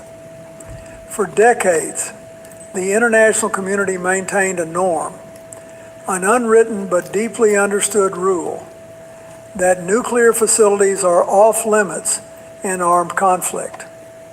It's why we work so hard on IAEA safeguards. It's why when Russia targeted Ukraine's Zaporizhzhia plant, the entire world condemned it. What happened this weekend shatters that norm. Whether the Beit Shemesh explosion was an Iranian strike or internal accident, whether the Barakah drone was launched by Houthi proxies or Iran directly, 2 nuclear sites were compromised in 24 hours in an active war zone. That is not a footnote. That is a turning point. And it demands presidential clarity, not a social media post about a congressman. We've got to remember what presidential leadership looks like during a nuclear-adjacent crisis. I'm not talking about partisan expectations. I'm talking about the basic functional requirements of being commander-in-chief. When those sites were hit, here's what should have happened. A briefing to congressional leaders within hours. A public statement acknowledging the gravity Barbara, y'all get the lights up. The internal accident. Whether the Barakah drone was launched by Houthi proxies or Iran directly, 2 nuclear sites were compromised in 24 hours in an active war zone. That is not a footnote. That is a turning point. And it demands presidential clarity, not a social media post about a congressman. We've got to remember what presidential leadership looks like during a nuclear-adjacent crisis. I'm not talking about partisan expectations. I'm talking about the basic functional requirements of being commander-in-chief. When those sites were hit, here's what should have happened. A briefing to congressional leaders within hours. A public statement acknowledging the gravity and reassuring both the American people and our allies. Clear diplomatic communication to adversaries about red lines. Consultation with the IAEA. Coordination with the UAE and Israel on next steps. Here's what actually happened. During the critical window, President Trump posted an attack on Representative Thomas Massie, calling him a pathetic loser, because Massie questioned whether Congress should have authorized military action. He celebrated Senator Bill Cassidy's primary defeat with, "That's what you get." Then, hours later, posted a vague one-line threat at Iran. For Iran, the clock is ticking. Speaker Johnson suggested Operation Epic Fury was concluding, but there was no formal presidential address, no press conference, no explanation for 11 C-17A aircraft departing the Middle East. Are we withdrawing? Repositioning? Nobody told the American people. Governing by social media post is not governance. It's performance.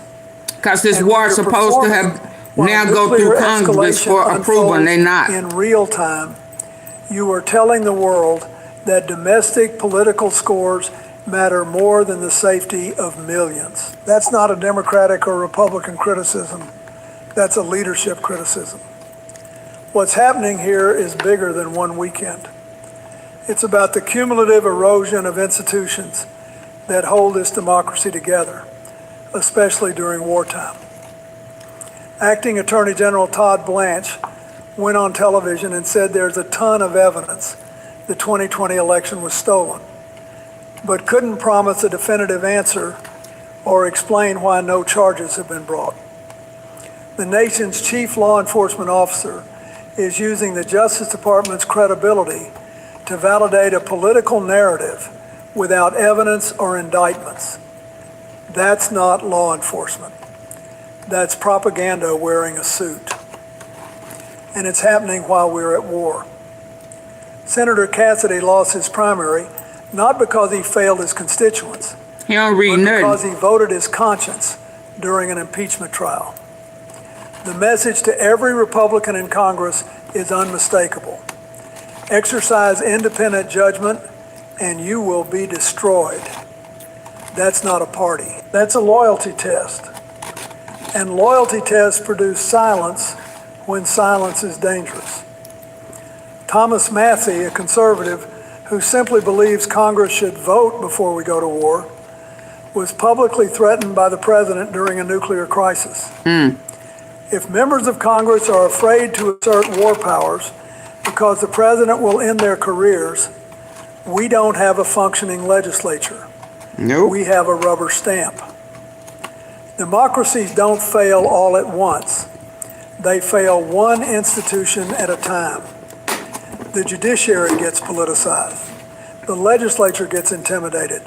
The press gets attacked. Eventually, the only voice left is the executive. Unchecked, unaccountable, governing by impulse. That road never ends well. Nope.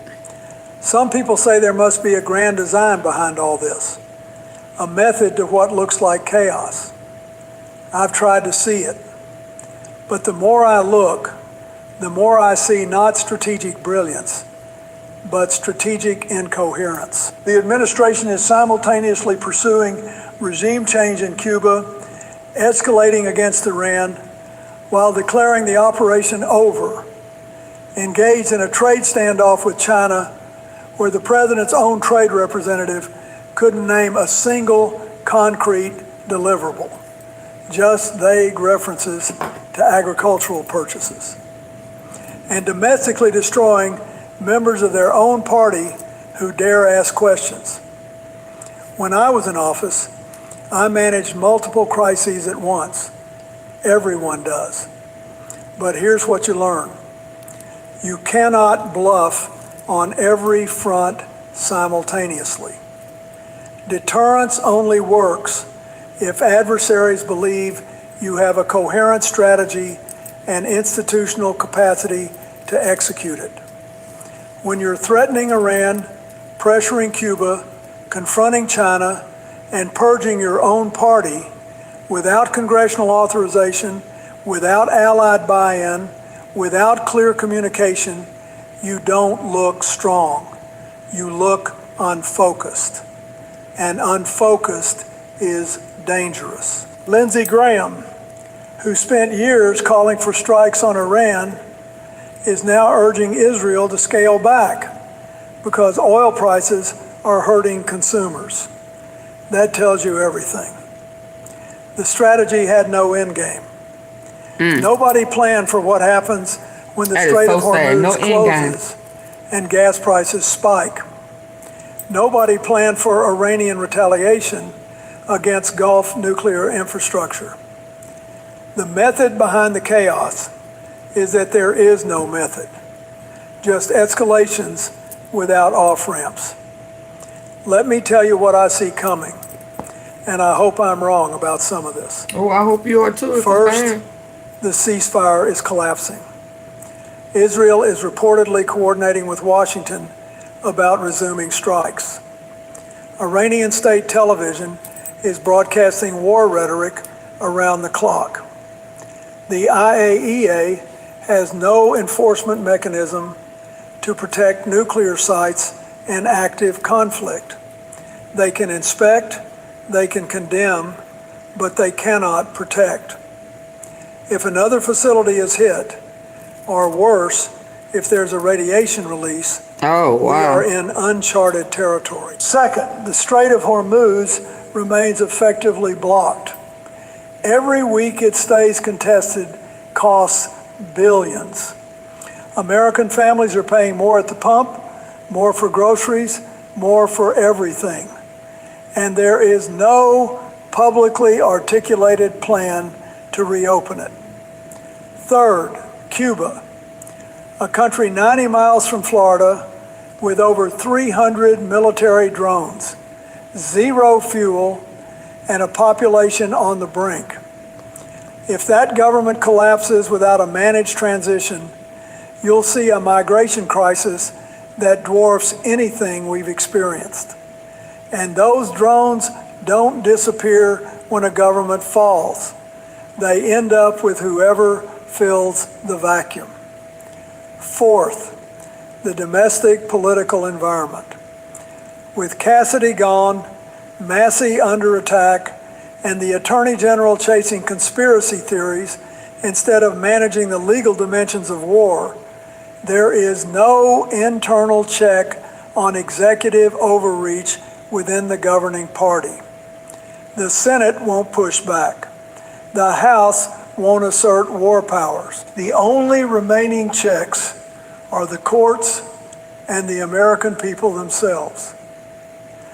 Without diplomatic off-ramps, without congressional reassertion, without allied coordination, we are heading toward a wider war or a nuclear incident that no press release can contain, possibly both.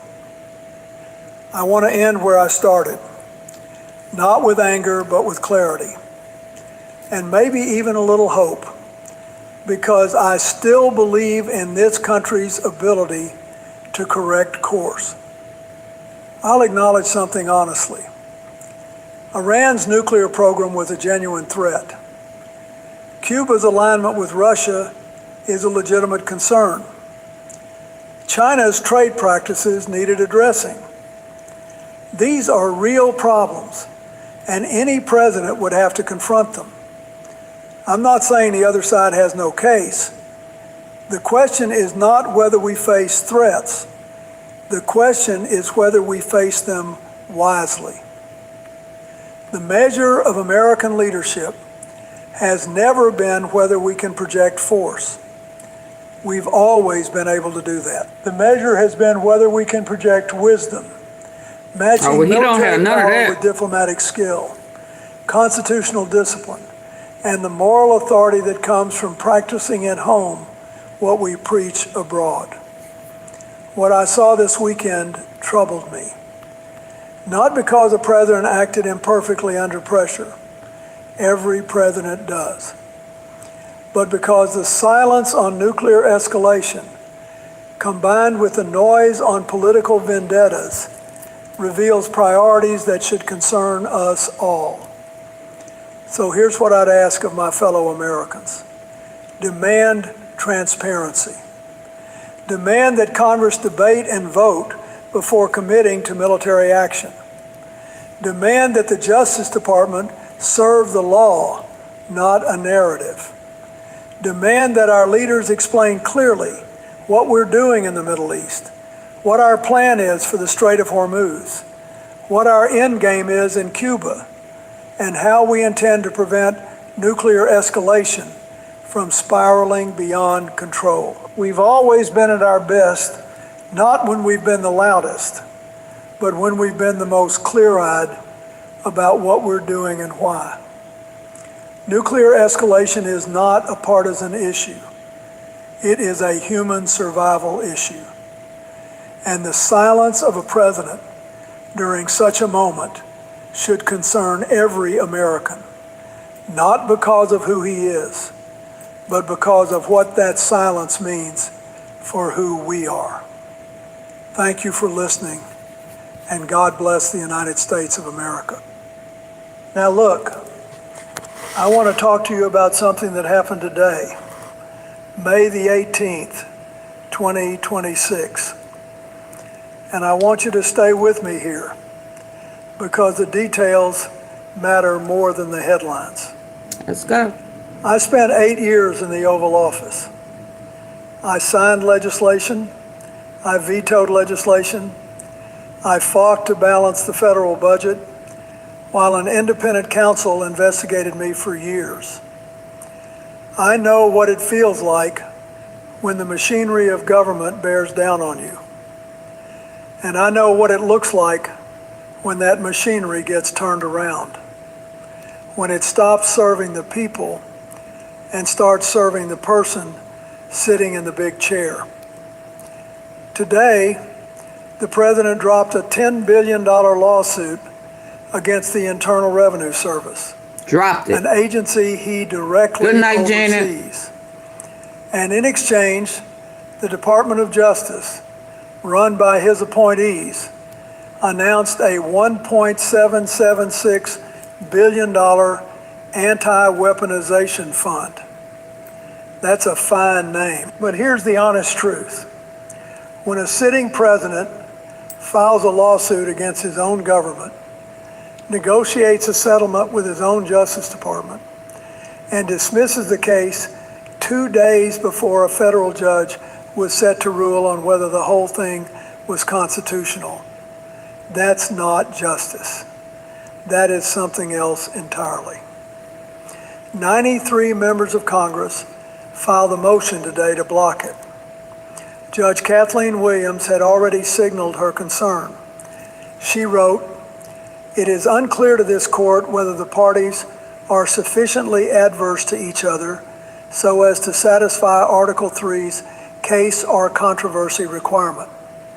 In plain English, she wasn't sure this was a real lawsuit because She knew you it cannot wasn't. be the Hey, plaintiff Mrs. Tom. and the defendant at the same time.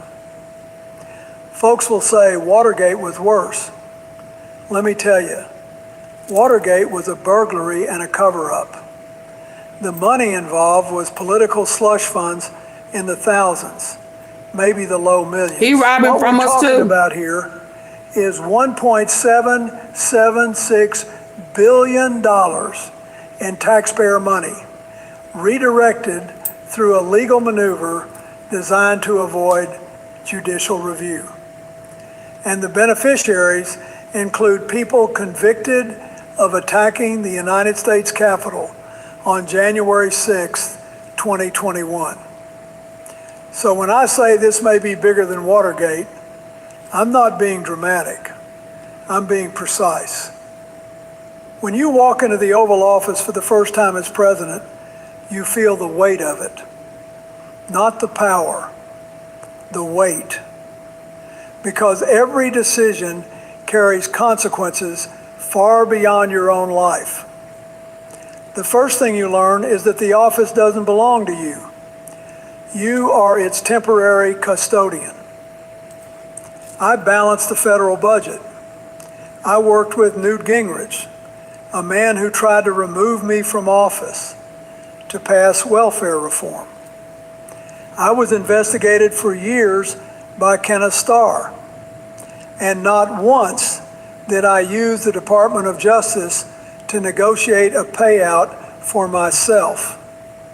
Not once did I direct the Attorney General to create a fund benefiting my political allies, because there were laws in place written after Watergate that told every president, you are not above this system.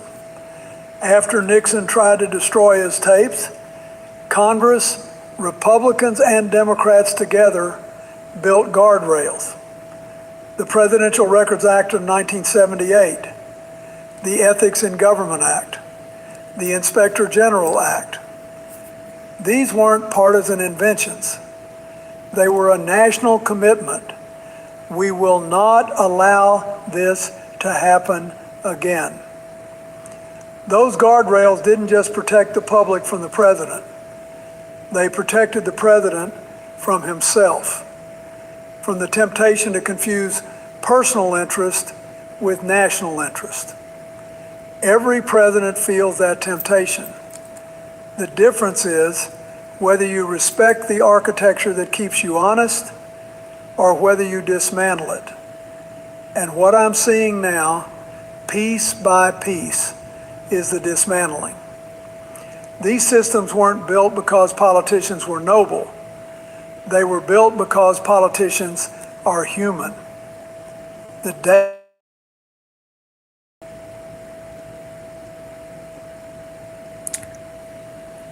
I'm not going to keep asking y'all to hit the like button. I'm just not going to do it. You folks is grown.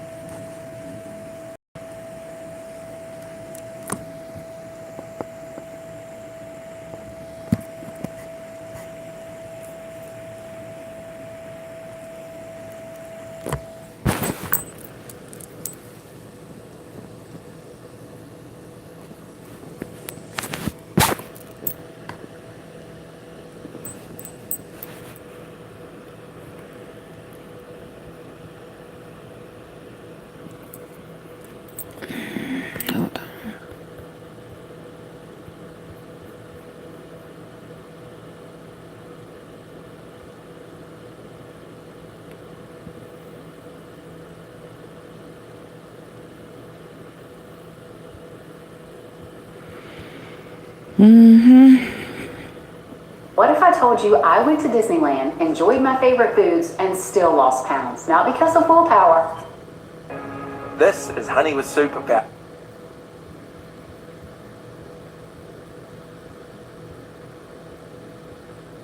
Yeah, I'm not going to keep doing it.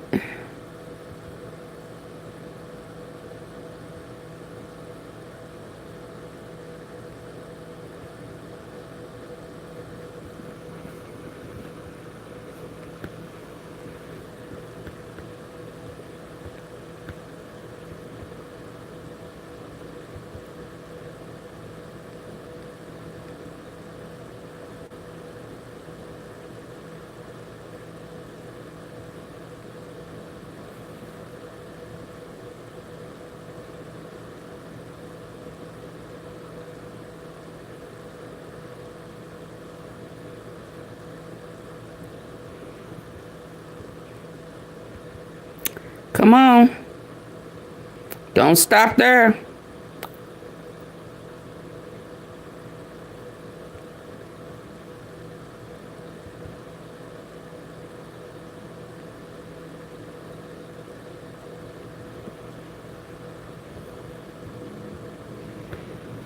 Yeah.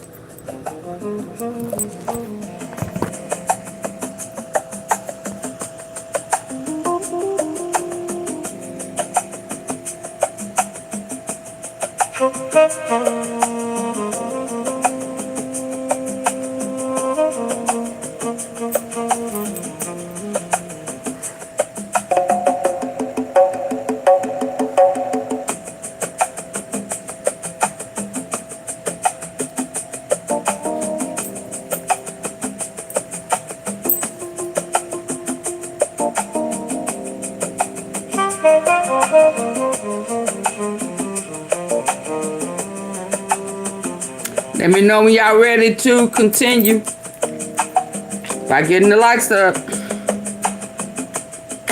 Yeah. Y'all not supporting right. Y'all not hitting the like button.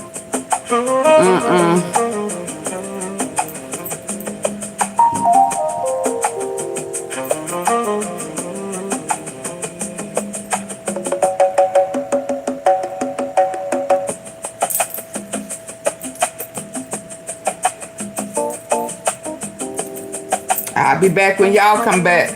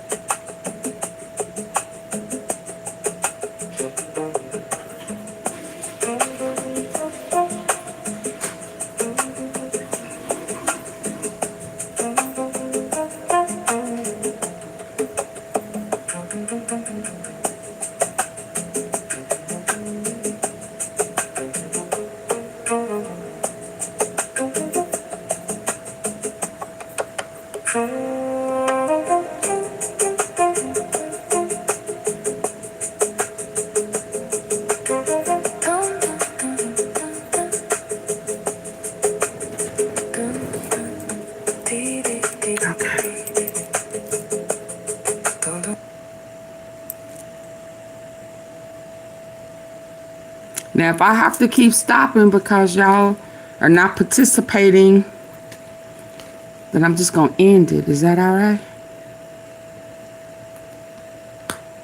Who is Wayne? Did you get Wayne up out of here? I'll stop East Lisa. Stop East Lisa. You just not coming in here. Did you hit the like button? Can you hit it for me, please? Did you get rid of Wayne? Whoever, what was Wayne doing? Hey, Joe.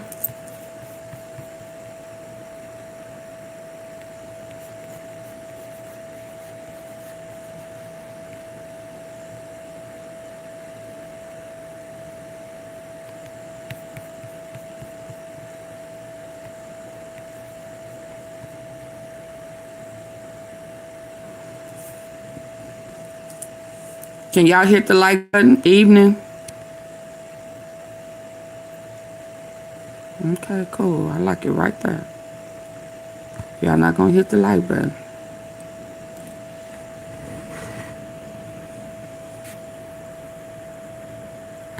Whether you respect the architecture that keeps you honest or whether you dismantle it. And what I'm seeing from himself, from the commitment, we will not allow this to happen again. Those guardrails didn't just protect the public from the president. They protected the president from himself, from the temptation to confuse personal interest with national interest. Every president feels that temptation. The difference is whether you respect the architecture that keeps you honest or whether you dismantle it. And what I'm seeing now, piece by piece, is the dismantling. These systems weren't built because politicians were noble. They were built because politicians are human. The day we forget that is the day we lose the republic. Let me walk you through this carefully. The sequence of events is where the truth lives. In January 2026, Donald Trump, his two eldest sons, and the Trump Organization filed a $10 billion lawsuit against the IRS. The claim was that the IRS failed to prevent a former contractor named Charles Littlejohn from leaking Trump's tax returns to the New York Times and ProPublica in 2019 and 2020. Littlejohn was convicted, pled guilty, and is serving 5 years. That part of the system worked. But the president sued the IRS, an agency under the Treasury Department, which operates under the president himself. He was suing his own government. And the DOJ, run by Acting Attorney General Todd Blanche, previously Trump's personal criminal defense lawyer, was going to help in him 3 separate cases, steal, was responsible for defending the government against the president's claim. Judge Kathleen Williams noticed the problem immediately. In April, she wrote that it was unclear whether the parties are sufficiently adverse to each other so as to satisfy Article 3's. If you've already tapped it, Belinda, don't do it again because it takes it away. She set a deadline of May 20th for both sides to explain why the case should proceed. If you tap it once, don't tap it again because it will take back that tap. So go hit those 3 dots at the top right corner to see if it had been populated. Make sure that it still shows that the like is there. Against the president's claim. Judge Kathleen Williams noticed the problem immediately. In April, she wrote that it was unclear whether the parties are sufficiently adverse to each other so as to satisfy Article 3's case or controversy requirement. She set a deadline of May 20th for both sides to explain why the case should proceed. That deadline was 2 days away. Then on May 18th, today, Trump dropped the case. In exchange, the DOJ announced a $1.776 billion anti-weaponization fund drawn from the Treasury's judgment fund. Oh, wow. Taxpayer money stealing to pay government settlements. The fund will be administered by a 5-member commission appointed by Blanche. Trump can remove any member. The fund's purpose? To compensate people who claim they were victims of government weaponization, a term used almost exclusively to describe criminal prosecutions arising from January 6th. There is no precedent for this in American history. A sitting president filed a lawsuit against an agency he controls, had his former personal lawyer settle it on behalf of the government, created a fund with taxpayer dollars, and dismissed the case 2 days before a judge could rule it unconstitutional. Paul Figley, who spent 32 years at DOJ's Civil Division, told Axios, "You are creating a government program and doing it without going through Congress." That's the heart of it. This bypassed Congress entirely. The worst decisions a president makes are the ones where he convinces. You are creating a government program and doing it without going through Congress. That's the heart of it. This bypassed Congress entirely. The worst decisions a president makes are the ones where he convinces himself that what's good for him is good for the country.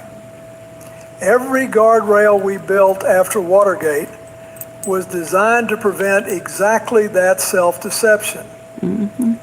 What happened here wasn't an accident. This was a sequence of deliberate choices. First, file an enormous lawsuit against your own government for $10 billion, an amount designed to create leverage, not reflect actual damages. Second, install loyalists. Pam Bondi was fired in April. Todd Blanche, your former criminal defense attorney, takes over as acting AG. Third, have Blanche negotiate a settlement redirecting $1.776 billion into a fund controlled by your appointees. Fourth, dismiss the case with prejudice 2 days before a federal judge was set to determine whether the whole thing was a constitutional fiction. Fifth, frame it as justice.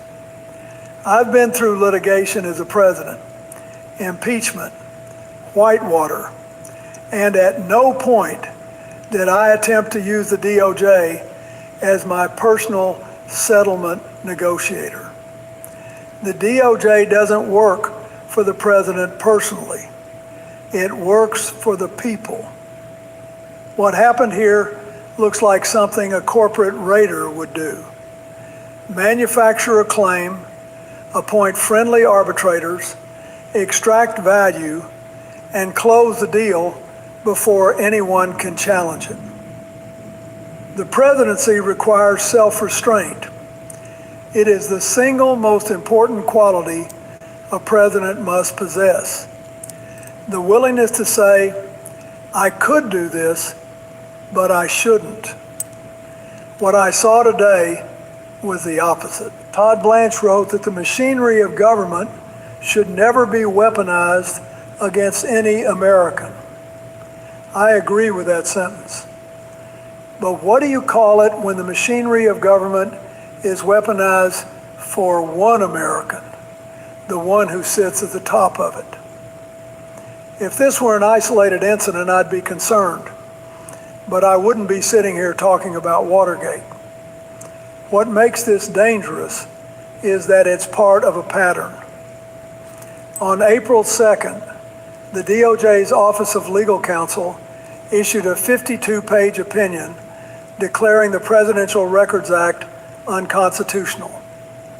That's the law Congress passed in 1978 to ensure presidential records belong to the American people. It's been in force for nearly 50 years.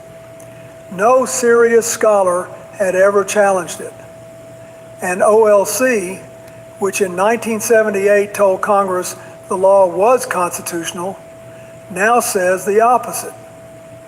The opinion, signed by Trump appointee T. Elliott Geiser, states, the president need not further comply with its dictates. The same administration, redirecting $1.7 billion through a legal maneuver to avoid congressional oversight, is asserting it doesn't have to preserve its own records.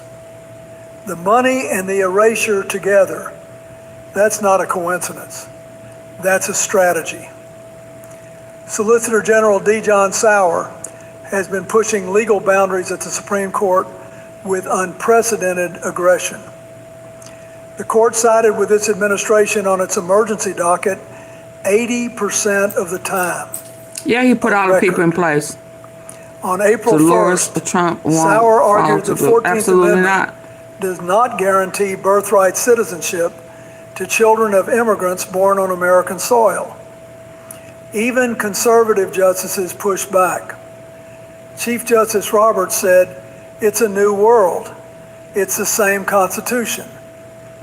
Meanwhile, on the National Mall this weekend, the administration backed an all-day prayer event, Rededicate 250, with taxpayer funds.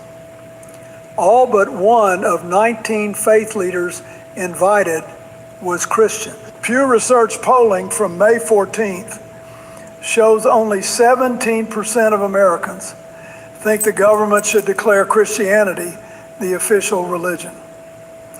Each of these, the records opinion, the emergency docket dominance, the birthright citizenship argument, the prayer event, might be survivable on its own, but together, they're termites. You don't see the damage until the floor gives way beneath you. Donald Trump is a skilled political operator. You don't win the presidency twice without understanding the American electorate.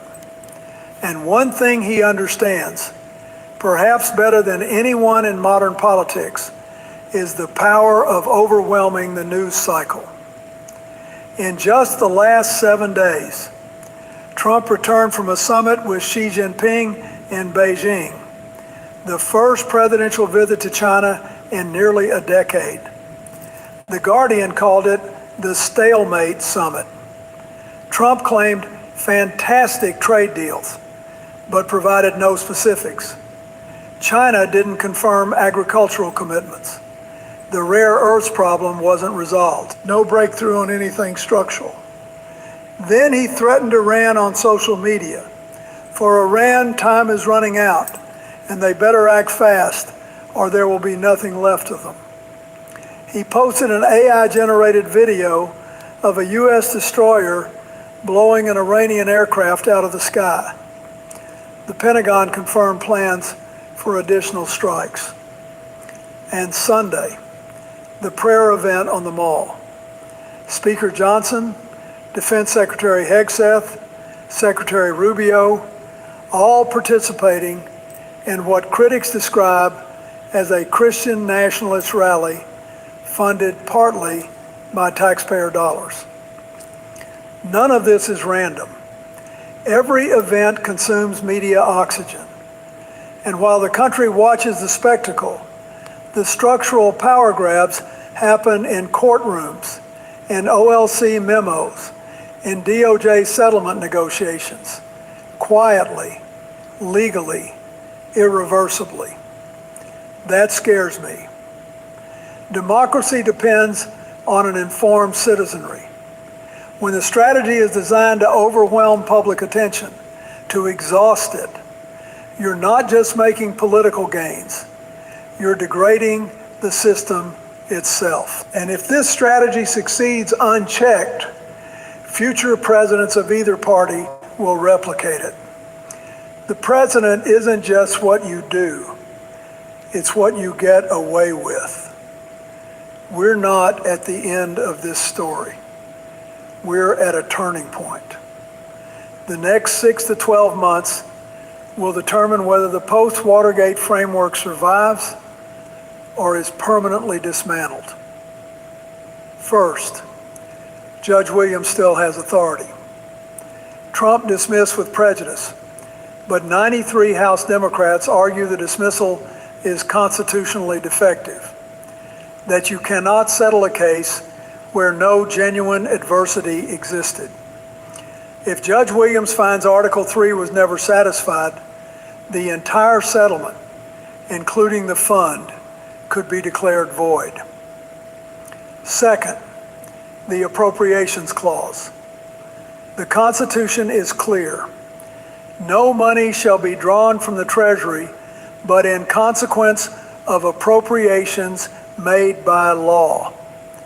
The $1.776 billion comes from the Judgment Fund, a permanent appropriation designed for legitimate settlements. Legal experts like Paul Figley say this is a huge loophole in Congress's power of the purse. Whether the fund violates the Appropriations Clause or the Domestic Emoluments Clause will likely be litigated, potentially to the Supreme Court. Third, the fund itself. If it begins dispersing money to January 6 defendants convicted of assaulting police officers and obstructing congressional proceedings, there will be a public opinion firestorm and further litigation. Fourth, the OLC opinion on presidential records. The American Historical Association and crew filed lawsuits in April. Judge John Bates held argument on May 13th. If courts uphold the opinion, this and every future administration could destroy or conceal records with impunity. Fifth, the birthright citizenship case, Trump v. Barbara. The April 1st oral argument showed deep skepticism from multiple justices. But if the court sides with Sauer's reading of the 14th Amendment, it would strip citizenship from children born on American soil to immigrant parents, a constitutional earthquake. These aren't hypotheticals. These are active cases with real deadlines, and they're all converging at once. Let me close with this. I don't want to leave you in despair. That's not where I am. We've been here before. After Watergate, ordinary people, Citizens, journalists, lawyers, public servants said enough. Both parties built something better. Those reforms represented a shared commitment that no president is above the law. That principle held for nearly 50 years. Here's what I believe about the American people.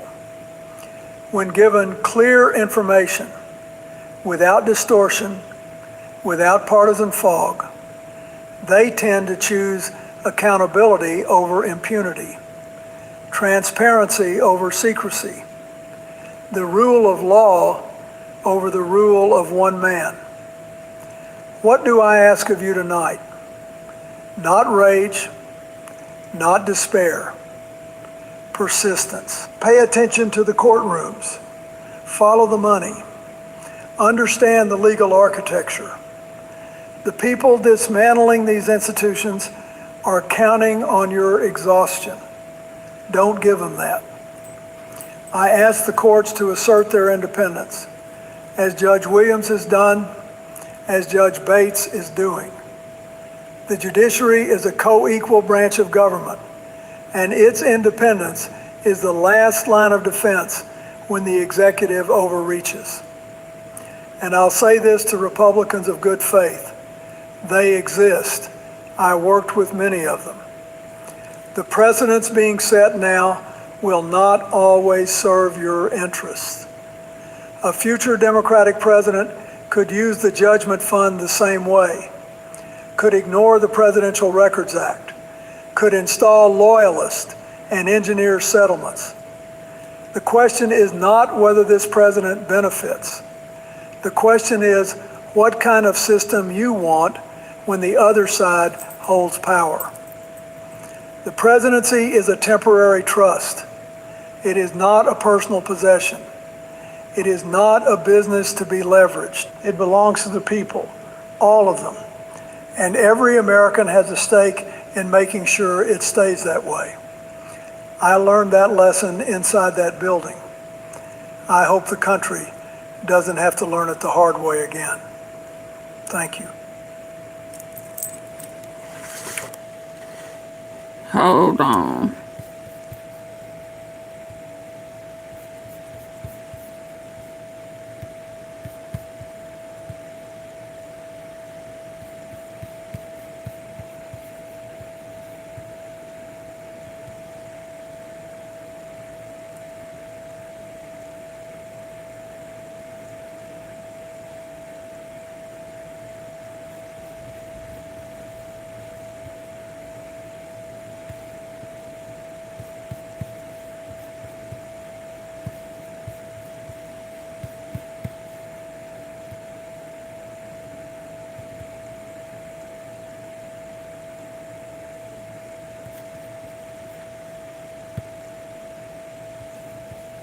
Fresh fruit grown at home starts with the right trees.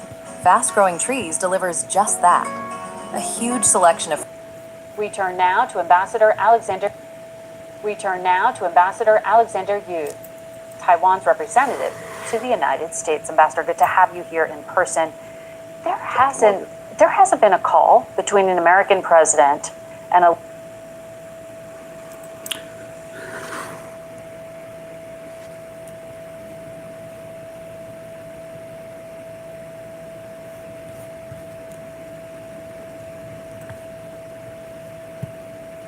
We turn now to Ambassador Alexander Yu, Taiwan's representative to the United States. Ambassador, good to have you here in person. There hasn't been a call between an American president and a leader of Taiwan since 1979. But President Trump indicated to reporters there might be one coming. Is there a call planned with President Lai? Well, we'll see, but President Trump, when he was in Beijing for the last 2 days, he mentioned that he heard a lot about Taiwan. He heard a lot about Taiwan in his 2 days in Beijing. But the problem is he heard only their side of the story. He heard the Chinese story, or as we say in Spanish, el cuento chino. I think if he has time, would love to tell them our side of the story, the Taiwan story, which is one that of resiliency, of staying up against the Chinese aggression. This has been going on for 77 years. This is not something that just happened when the DPP, the current ruling party in Taiwan, came to power. This has been going on for 77 years, since the inception of 1949 when they became a People's Republic. So this is not a recent thing, as if we are the ones creating problem. It's China, People's Republic of China, creating all this problem. So no call scheduled yet. Well, the communication between Taiwan and U.S. is constant, is current. But I'll leave it to the U.S. to announce anything if it happens. It would be a big deal. He did speak to a past president as president-elect. Yes, with President Tsai, in 2015, 16. That's right. So China refers to your president as a separatist, in part because Lai has talked about being a, quote, practical worker for Taiwan independence. In an interview with Fox News, President Trump said he's not looking to have somebody say, let's go be independent because the United States is backing us. Does Taiwan have any intention of declaring independence formally from China? Well, let me first say that President Trump and Secretary Rubio have been very categorical during their visit to Beijing, publicly stating that there's no change in the United States' longstanding position in Taiwan, which we want to express our appreciation for upholding this position. What is meant by Taiwan independence, my president just made a statement recently, just now, and it means that Taiwan is independent from the Chinese aggression, from the PRC, actually. The formal name of my country is Republic of China, and we're not subordinate to the People's Republic of China in any way at all, and that's maintaining our sovereignty, our way of life, our democracy, our vibrant economy, our high-tech production, and that is what is meant by independence. We are sovereign, independent, away from the Chinese People's Republic of China's attempt to swallow us as one of their own. They have never ruled or controlled Taiwan ever. So that is meant by independence. Well, President Trump, though, said he wants Taiwan to cool it. He also wanted China to cool it. That seems to indicate that perhaps he was listening to Xi Jinping's version of events and might have been persuaded.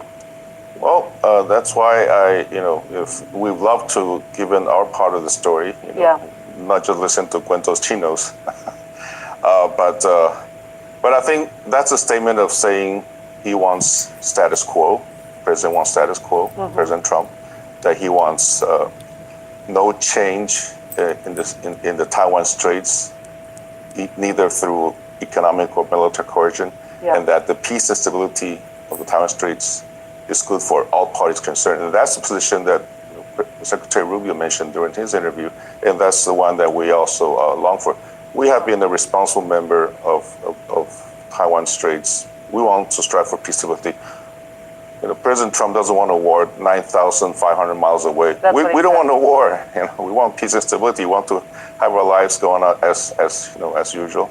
But we're not the ones creating all this trouble, and that's why it's like our house. There's intruders trying to get into our house. We're trying to beef up our security system, and then they complain. The intruder complains that because we're trying to improve our security system, it's making his job harder. Right. No, I hear your point. And on paper, President Trump's administration has pledged near record amounts of defensive weapons and sales to Taiwan, but the deliveries haven't really been happening. And in Beijing, President Trump told Fox he's going to hold on to the latest weapons sale that Taiwan sought to purchase this year and use it as a negotiating chip with China. What impact will that have on your ability to deter China if you don't get those weapons? Well, exactly. If we want to prevent a war from happening, I think it's best that Taiwan is strong, able to defend itself, and therefore we should be able to buy the arms that we need to have a stronger defense. We also we believe in peace through strength. So actually it makes more sense for the United States to sell us the arms so we can defend ourselves, and so you don't have to send your army 9,500 miles away to defend us. Well, the so-called 6 assurances that the United States gave to Taiwan back in the Reagan area included a pledge not to cut off arms sales to Taiwan and of no prior consultation with Beijing on such sales. But this is what the president told reporters about his discussion with Xi. Take a listen. So what am I going to do? Say I don't want to talk to you about it because I have an agreement that was signed in 1982? No, we discussed arms sales what's his request? We discussed to Taiwan, the whole thing with the arms sales. It was in great detail, actually. And I'll be making decisions. In great detail. Did that violate America's commitment to Taiwan? Well, again, but President Trump has also been very clear in saying that he did not agree on anything categorical during their visit to Beijing, publicly stating that there's no change. The United States' long-standing position in Taiwan, which we want to express our appreciation for upholding this position. What is meant by Taiwan independence, my president just made a statement recently, just now, and it means that Taiwan is independent from the Chinese aggression, from the PRC, actually. The formal name of my country is Republic of China, and we're not subordinate to the People's Republic of China in any way at all, and that's maintaining our sovereignty, our way of life, our democracy, our vibrant economy, our high-tech production. Yeah. And that is what is meant by independence. We are sovereign, independent, away from the Chinese People's Republic of China's attempt to swallow us as one of their own. They have never ruled or controlled Taiwan, ever. Yeah. So that is meant by independence. Well, Hey, Kimberly. Well, President Trump, though, said he wants Taiwan to cool it. He also wanted China to cool it. That seems to indicate that perhaps he was listening to Xi Jinping's version of events and might have been persuaded. Well, that's why if we'd love to give in our part of the story. Yeah. Not just listen to Cuentos Chinos. But I think that's a statement of saying he wants status quo. President wants status quo. President Trump, that he wants no change in the Taiwan Straits, neither through economic or military coercion, and that the peace and stability of the Taiwan Straits is good for all parties concerned. And that's the position that Secretary Rubio mentioned during his interview, and that's the one that we also long for. We have been a responsible member of Taiwan Straits. We want to strive for peace and stability. President Trump doesn't want a war 9,500 miles away. We don't want a war. We want peace and stability. We want to have our lives going on as usual. They want peace. We're not the ones creating all this trouble, and that's why it's like our house. There's intruders trying to get into our house. We're trying to beef up our security system. Do y'all remember when Trump he avoided going to that union, State of the Union, or some meeting? He knew he was going to pull this stunt against the Chinese aggression. This has been going on for 77 years. This is not something that just happened when the DPP, United Nations, Taiwan came to power. This has been going on for 77 years, since the inception of 1949 when they became a People's Republic. So this is not a recent thing. As if we are the ones creating problem. It's China, People's Republic of China, creating all this problem. So no call scheduled yet. Well, the communication between Taiwan and U.S. is constant, is current. But I'll leave it to the U.S. to announce anything if it happens. It would be a big deal. He did speak to a past president as president-elect. Yes, with President Tsai, in 2015, 16. That's right. So China refers to your president as a separatist, in part because Lai has talked about being a, quote, practical worker for Taiwan independence. In an interview with Fox News, President Trump said he is not looking to have somebody say, let's go be independent because the United States is backing us. Does Taiwan have any intention of declaring independence formally from China? Well, let me first say that President Trump and Secretary Rubio have been very categorical during their visit to Beijing, publicly stating that there's no change. The United States' long-standing position in Taiwan, which we want to express our appreciation for upholding this position. What is meant by Taiwan independence, my president just made a statement recently, just now, and it means that Taiwan is independent from the Chinese aggression, from the PRC actually. The formal name of my country is Republic of China. And we're not subordinate to the People's Republic of China in any way at all. And that's maintaining our sovereignty, our way of life, our democracy, our vibrant economy, our high-tech production. Yeah. And that is what is meant by independence. We are sovereign, independent, away from the Chinese People's Republic of China's attempt to swallow us as one of their own.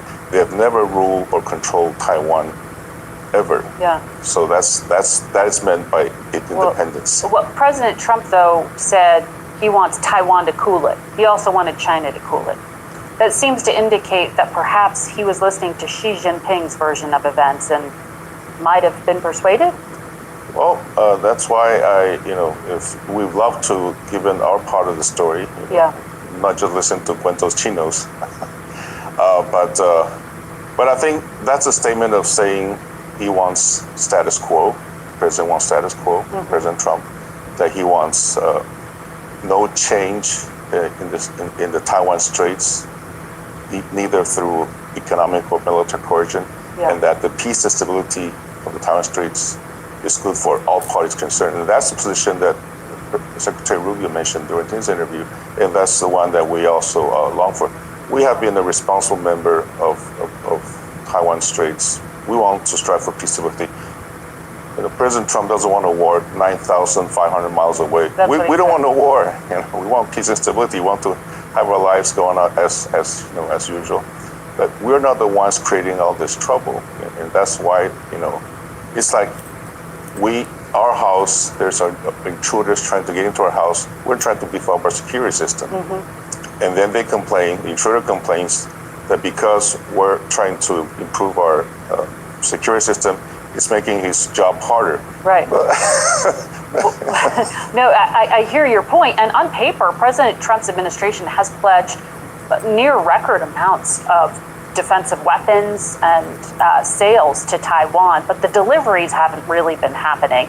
And in Beijing, President Trump told Fox he's going to hold on to the latest weapons sale that Taiwan sought to purchase this year and use it as a negotiating chip with China. What impact will that have on your ability to deter China if you don't get those weapons? Well, exactly. If we want to prevent a war from happening, I think it's best that Taiwan is strong, able to defend itself. Therefore, we should be able to buy the arms that we need to have a stronger defense. We believe in peace through strength. Yeah. So actually, it makes more sense for the United States to sell us the arms so we can defend ourselves, and so you don't have to send your army 9,500 miles away to defend us. Well, the so-called 6 assurances that the United States gave to Taiwan back in the Reagan area included a pledge not to cut off arms sales to Taiwan and of no prior consultation with Beijing on such sales. But this is what the president told reporters about his discussion with Xi. Take a listen. So what am I going to do? Say I don't want to talk to you about it because I have an agreement that was signed in 1982. No, we discussed arms sales to. And what's his request? We discussed to Taiwan. The whole thing with the arms sales. It was in great detail, actually, and I'll be making decisions. In great detail. Did that violate America's commitment to Taiwan? Well, again, but President Trump has also been very clear in saying that he did not agree on anything. But he did say he was going to hold on to those weapons. Yeah, but he didn't say he agreed to anything. So again, the United States government has been consistent throughout all administrations since 1979 in providing arms to Taiwan, according to the Taiwan Relations Act, which is selling arms commensurate to the threat that Taiwan receives. And past administrations, including President Trump's first term, made considerable amounts of sales, including the F-16 Block 70s. And also, in his second administration last year, he made 2 sales to Taiwan. Also, again, the last one also a very considerable amount of money on arms sales. So we believe, again, that having arms sales continue to Taiwan is in the interest of the United States and Taiwan to keep peaceful and stable Taiwan Straits. Well, we will try to ask the administration for updates on when those deliveries might happen. But thank you very much, Ambassador. Face the Nation will be back in a minute. Stay with us. Here's how I eat low carb, high protein meals every day. Okay, y'all, since y'all not getting the likes up, this next one is going to be the last one. I'm finna get ready to go to sleep. I'm going to give y'all one more. I think I got Pant. Let me see. I got him.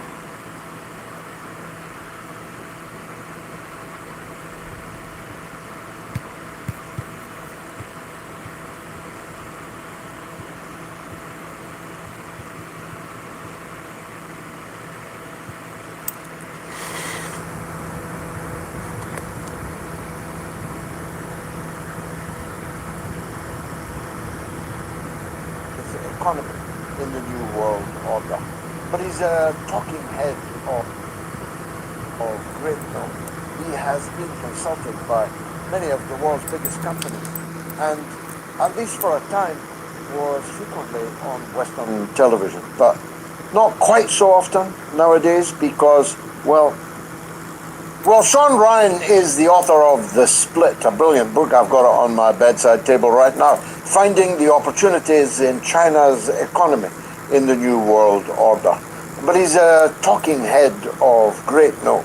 He has been consulted by many of the world's biggest companies, and at least for a time was frequently on Western television, but not quite so often nowadays because, well, his truth doesn't quite fit.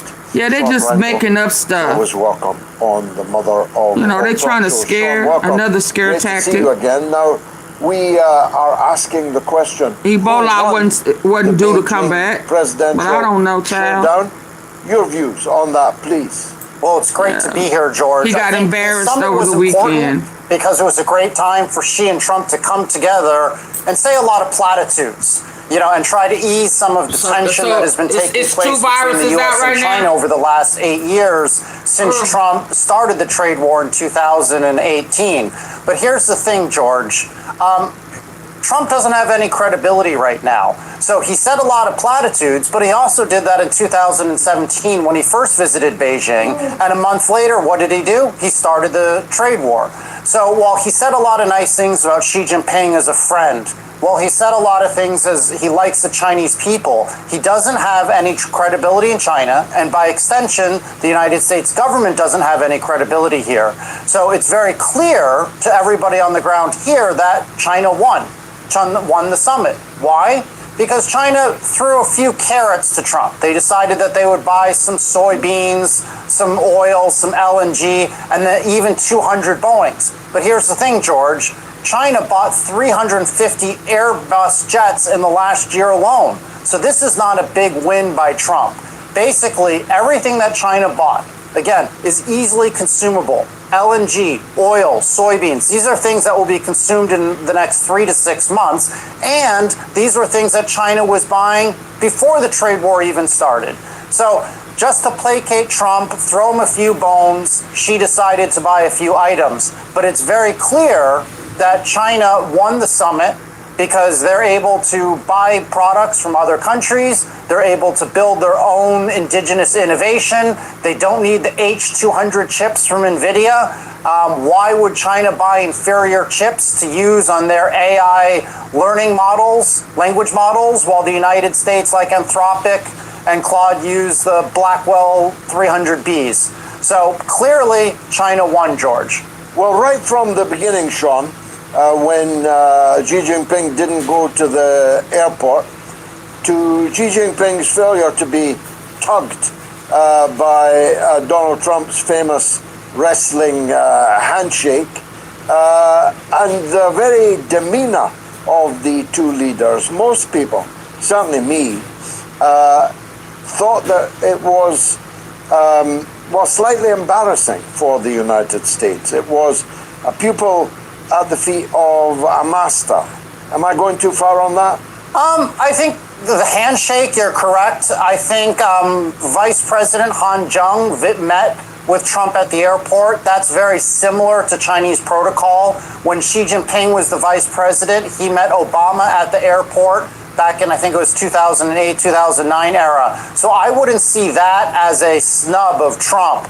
but I think it's very clear that China feels that it has the upper hand in the trade war. It's benefiting from Iran. And here's two other cool little tid points. The day that Trump arrived in China, most of the state-run media was actually saying that Xi Jinping met with the Tajikistan president. They were giving fairly small writing in the media that he was meeting Trump. It was kind of like it was just another head of state visiting China. Now, even though Trump said this was maybe the greatest, biggest summit of all time, well, actually, China right now is all getting prepared to meet with Putin from Russia, who's coming on the 18th. So for the Chinese, Trump is just another long line of world leaders, from the president of Spain to the prime ministers or presidents of Canada, UK, France, Germany, who have all made the pilgrimage to China in the last 2-3 months, and to what the Chinese feel is paying homage to Xi Jinping and the Chinese government, because it's quite clear that China is winning economically around the world. Now, when you just look at the trade war, just think about it, right? Worried about what ingredients are hiding in your groceries? Let us take the guesswork out. We're Thrive Market, the online grocery store with the highest quality standards in the industry. We restrict 1,000 plus ingredients, so you can trust that you'll only find the best high quality, organic, and sustainable brands, all free of the junk. With savings up to 30% off and fast carbon neutral shipping, you get top trusted groceries at your door, and you can stop worrying about what your kids get their Scotty Besson said that China had deuces and that America had the upper hand. But you have to name me one thing that the Americans have that the Chinese can't make themselves or buy elsewhere, right? So instead of buying American oil, they've been buying it from Canada. Instead of buying American beef, they've been buying it from Australia. Instead of buying American soybeans, they've been buying it from Brazil. It's only semiconductors, again, that America has the lead over China. But here's the thing, George. It would be crazy to think that the Chinese would ever be willing to buy inferior H200 NVIDIA chips, because that would mean that China would always be behind the United States in technology and building their AI tech stack. And now I want to use that word credibility, which I said at the beginning. Here's the thing. China will never buy American technology again. Full stop. Because they can't trust what the Americans might do. Trump, 2 years from now, a few months from now, maybe even tomorrow, might change his mind and say, okay, we let you buy the H200 chips now, but we're now going to slap again the export controls because we want to contain China. So China would be crazy to give up its indigenous innovation to buy American technology, because we've dealt with almost a decade of crippling sanctions and export controls on China. So from a matter of national security, they're going to continue to invest tens of billions or hundreds of billions of dollars on indigenous innovation, George. Yeah, I mean, it's slightly surprising to me, given the achievements of the Chinese economy, which I see with my own eyes, that this question of chips hasn't yet been resolved. Why is that? Well, it takes a while to come up with good chips, okay? I mean, you have to remember, in 2014, I wrote the book End of Copycat China, where I predicted that China would become an innovation powerhouse. At the time, Silicon Valley made fun of me. They said that Chinese can't innovate, they can only steal, they can only copycat, and that's because of either Confucianism and sort of a bigoted Confucian attack, or because of communism, an ideological bigoted attack that communist people can't innovate. So whatever it is, the Americans have always underestimated the ability of Chinese to innovate. So let me give some other more hardcore examples. Just last year, Eric Schmidt, the former CEO of Google, who was just booed in Arizona for a commencement speech talking about AI, he said the Chinese were 2-3 years behind America on AI. Sam Altman, the founder of OpenAI, ChatGPT, said China was 10 years behind. And then what happened? The Chinese literally 2 weeks later launched DeepSeek. Now, DeepSeek, a lot of people say, I'm not a quantitative expert, but a lot of people say that China is 8 months behind the United States now on LLMs. That's not that big of a difference, especially when you consider the fact that China has installed 3.9 terawatts of electricity, while the United States only has 1.3 terawatts of electricity. So access to steady electricity is important for being able to run these models at a fast basis. So it's almost parity when you include the hardware infrastructure in China. Now, when it comes to chips, it's much more difficult. China's probably, 6 to 18 months behind, maybe even longer. But here's the reality, George. Just like all those people who laughed at me 10 years ago saying China would become an innovation nation, all those people who laughed at me a year and a half ago who said China could never catch up with LLMs, we're going to be laughing at them in 3 years when Huawei, Cabricom and other Chinese tech players move up the value chain and are as good, if not better, than America on chips. And here's the thing, they will get there. It's a do or die situation for China. Now, in the short term, even if their chips are inferior, again, China is going to not buy too many NVIDIA chips. They're going to focus on indigenous innovation because America's weaponized technology. And here's the thing. It's not just China that wants to buy Chinese chips now. It's other countries. It's Malaysia. It's Saudi Arabia. It's UAE.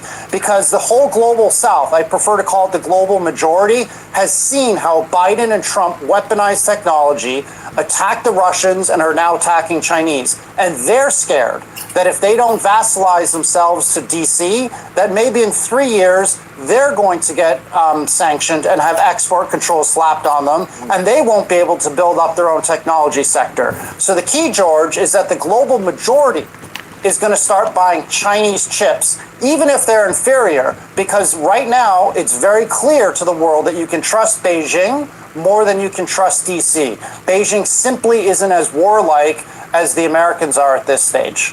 Well, I don't know how DeepSeek is even 8 months behind. I'm a daily communicant with DeepSeek. It's my wife's jealous. I'm talking with DeepSeek quite intimately, actually, so often.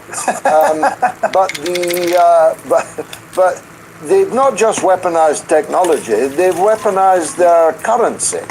How is China viewing its holding of American currency in the form of debt and other instruments? Well, that's a great question. So the problem is that the United States has weaponized technology and the greenback, and it's going to backfire on the United States. That's why gold prices have skyrocketed over the last 4 or 5 years, over $4,000. But importantly, you're seeing that countries are looking to come up with different reserve currencies. And the renminbi or the yuan is going to become one of them. Now, let's be clear, the US dollar will maintain supremacy over the next 5 years, but it's very clear that China is reducing its US dollar holdings. They've dropped from 1.4 trillion to about 680 billion in T-bills. Right now, 40% of cross-border trade with China is actually now conducted in the RMB. I expect that many countries are going to continue to do more swaps with China, currency swaps, and that maybe 5 to 10% of their national reserves will be in the RMB. It's going to be a slow process, but over the next 20, 30 years, it's very clear that the greenback is going to run into some difficulties. And it's not just governments, it's also wealthy people. I think a lot of wealthy people have seen how Russians, who had nothing to do with Putin's invasion of Ukraine, who just own sports clubs and were living in the UK, how they had their assets confiscated or forced to sell. And so I think a lot of Chinese, a lot of people from Emiratis, a lot of Russians, a lot of people from around the world are putting their personal money into other currencies than the US dollar because they don't want to get sanctioned. Even Marco Rubio has said, the Secretary of State, that in 5 years, America's not going to be able to sanction as easily because everybody are moving out of the US dollar system. So China has created an alternative to SWIFT, which is the global financial trading system for the US dollar. It's called CIPS. And CIPS is booming right now because individuals, companies, and governments want to de-risk from the United States. We've had 8-9 years at least, of really bad leadership in the United States, where we've lost prestige, we've lost standing, we've lost credibility, we've lost trust from our allies. And so the United States is in a steady decline. It's almost ineluctable. I don't know if you can change it at this stage right now because of how bad both Biden and Trump were. Ineluctable indeed, at least let's hope so, if you think like me. Finally, the T word, Taiwan, did it come up? Did Trump give any commitments on ending weapons sales to Taiwan? How did the visit recently of the KMT to mainland China, how did that go? Yeah, that's great. I'm glad you picked up on the KMT. The opposition party's chairman, Zhang, visited China recently. And that's why I'm not particularly nervous about armed conflict in Taiwan. Yes, it's true that the United States sold $25 billion worth of weapons to Taiwan last week, but that's actually down from the $40 billion that President Lai from the DPP wanted. The KMT, the opposition party, pushed hard against that in Parliament and lowered it down to $25 billion. But the key is relations probably are the best I've ever seen between the CPC and the KMT in the 29 years that I've been living in mainland China. So Chairwoman Zhang recently visited China for the first time as the chairwoman. She traveled around for about a week.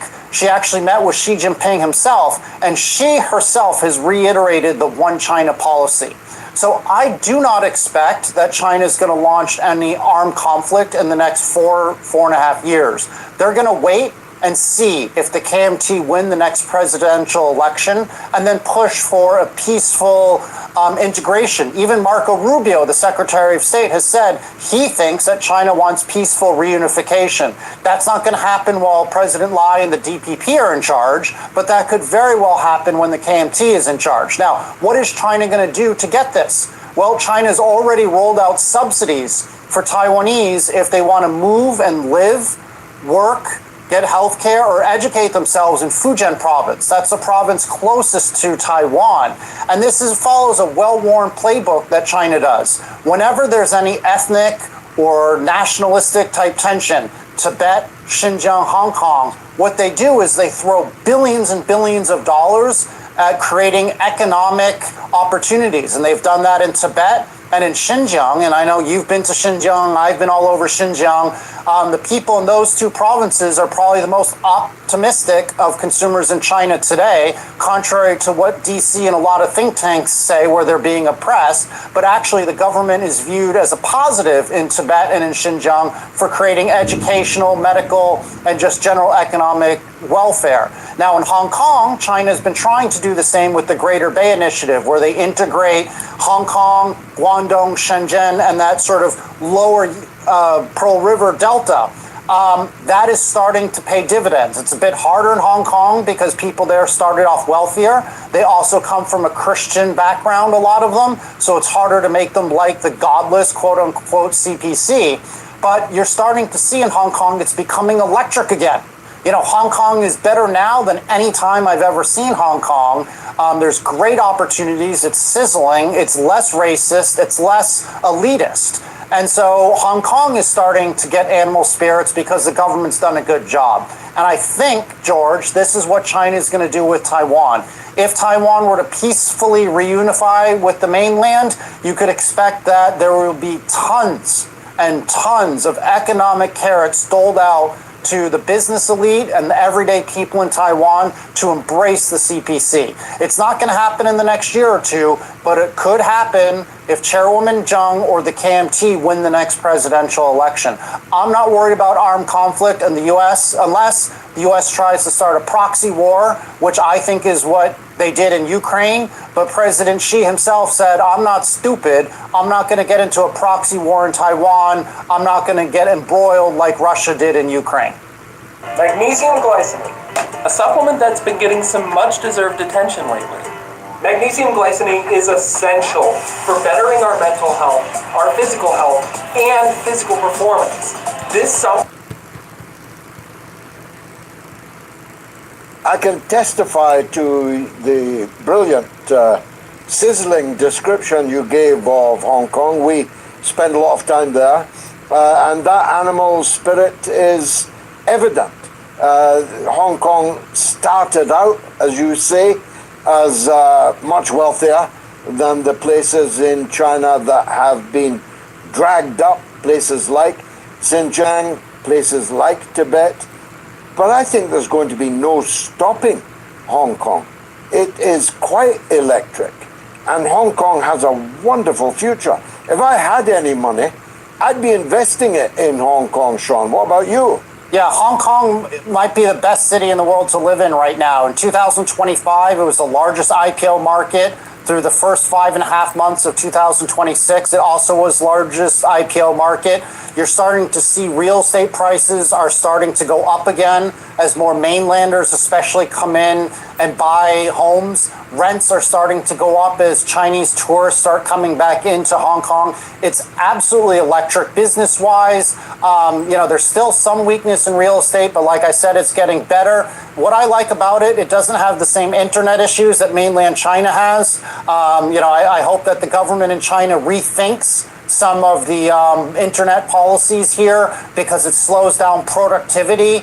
And as Chinese companies start going abroad and becoming global players, unless they have access to some of the international websites and tools, it's going to be hard for them to grow and market. Now, again, I think you have to balance national security risks, which I think the Chinese government is smart to balance the national security risks of an open internet, but they have to balance that with the productivity. I don't know where the line is, but I hope that the government thinkers are thinking about this. But until then, Hong Kong is the best of the West and best of the East, and it's just absolutely wonderful. I was thinking about buying a home there and spending more time there than I normally do, which is usually once a month anyway.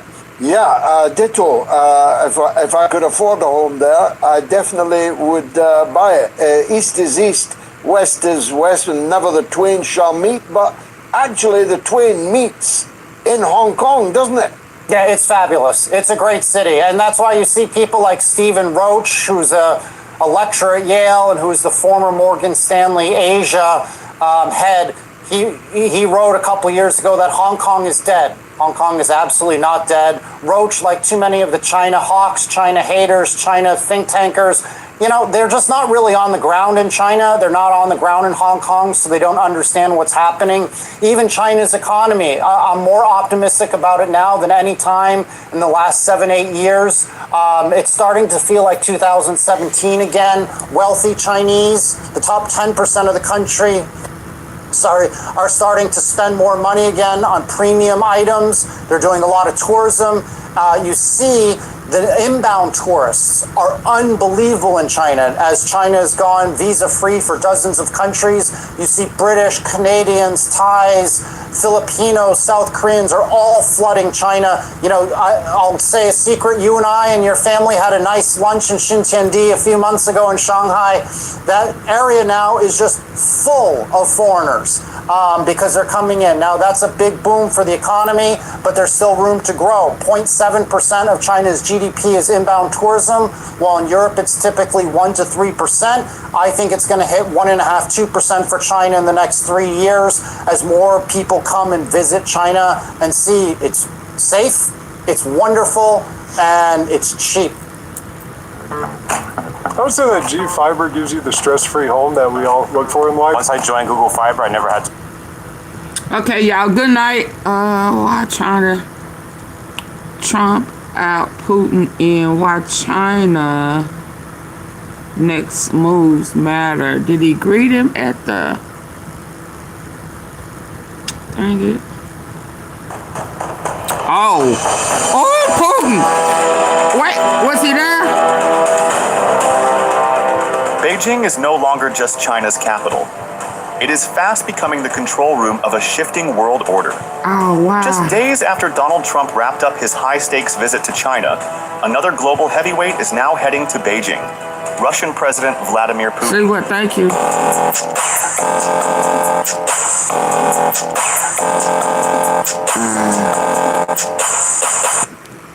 And the timing is impossible to ignore, because this isn't just another diplomatic visit.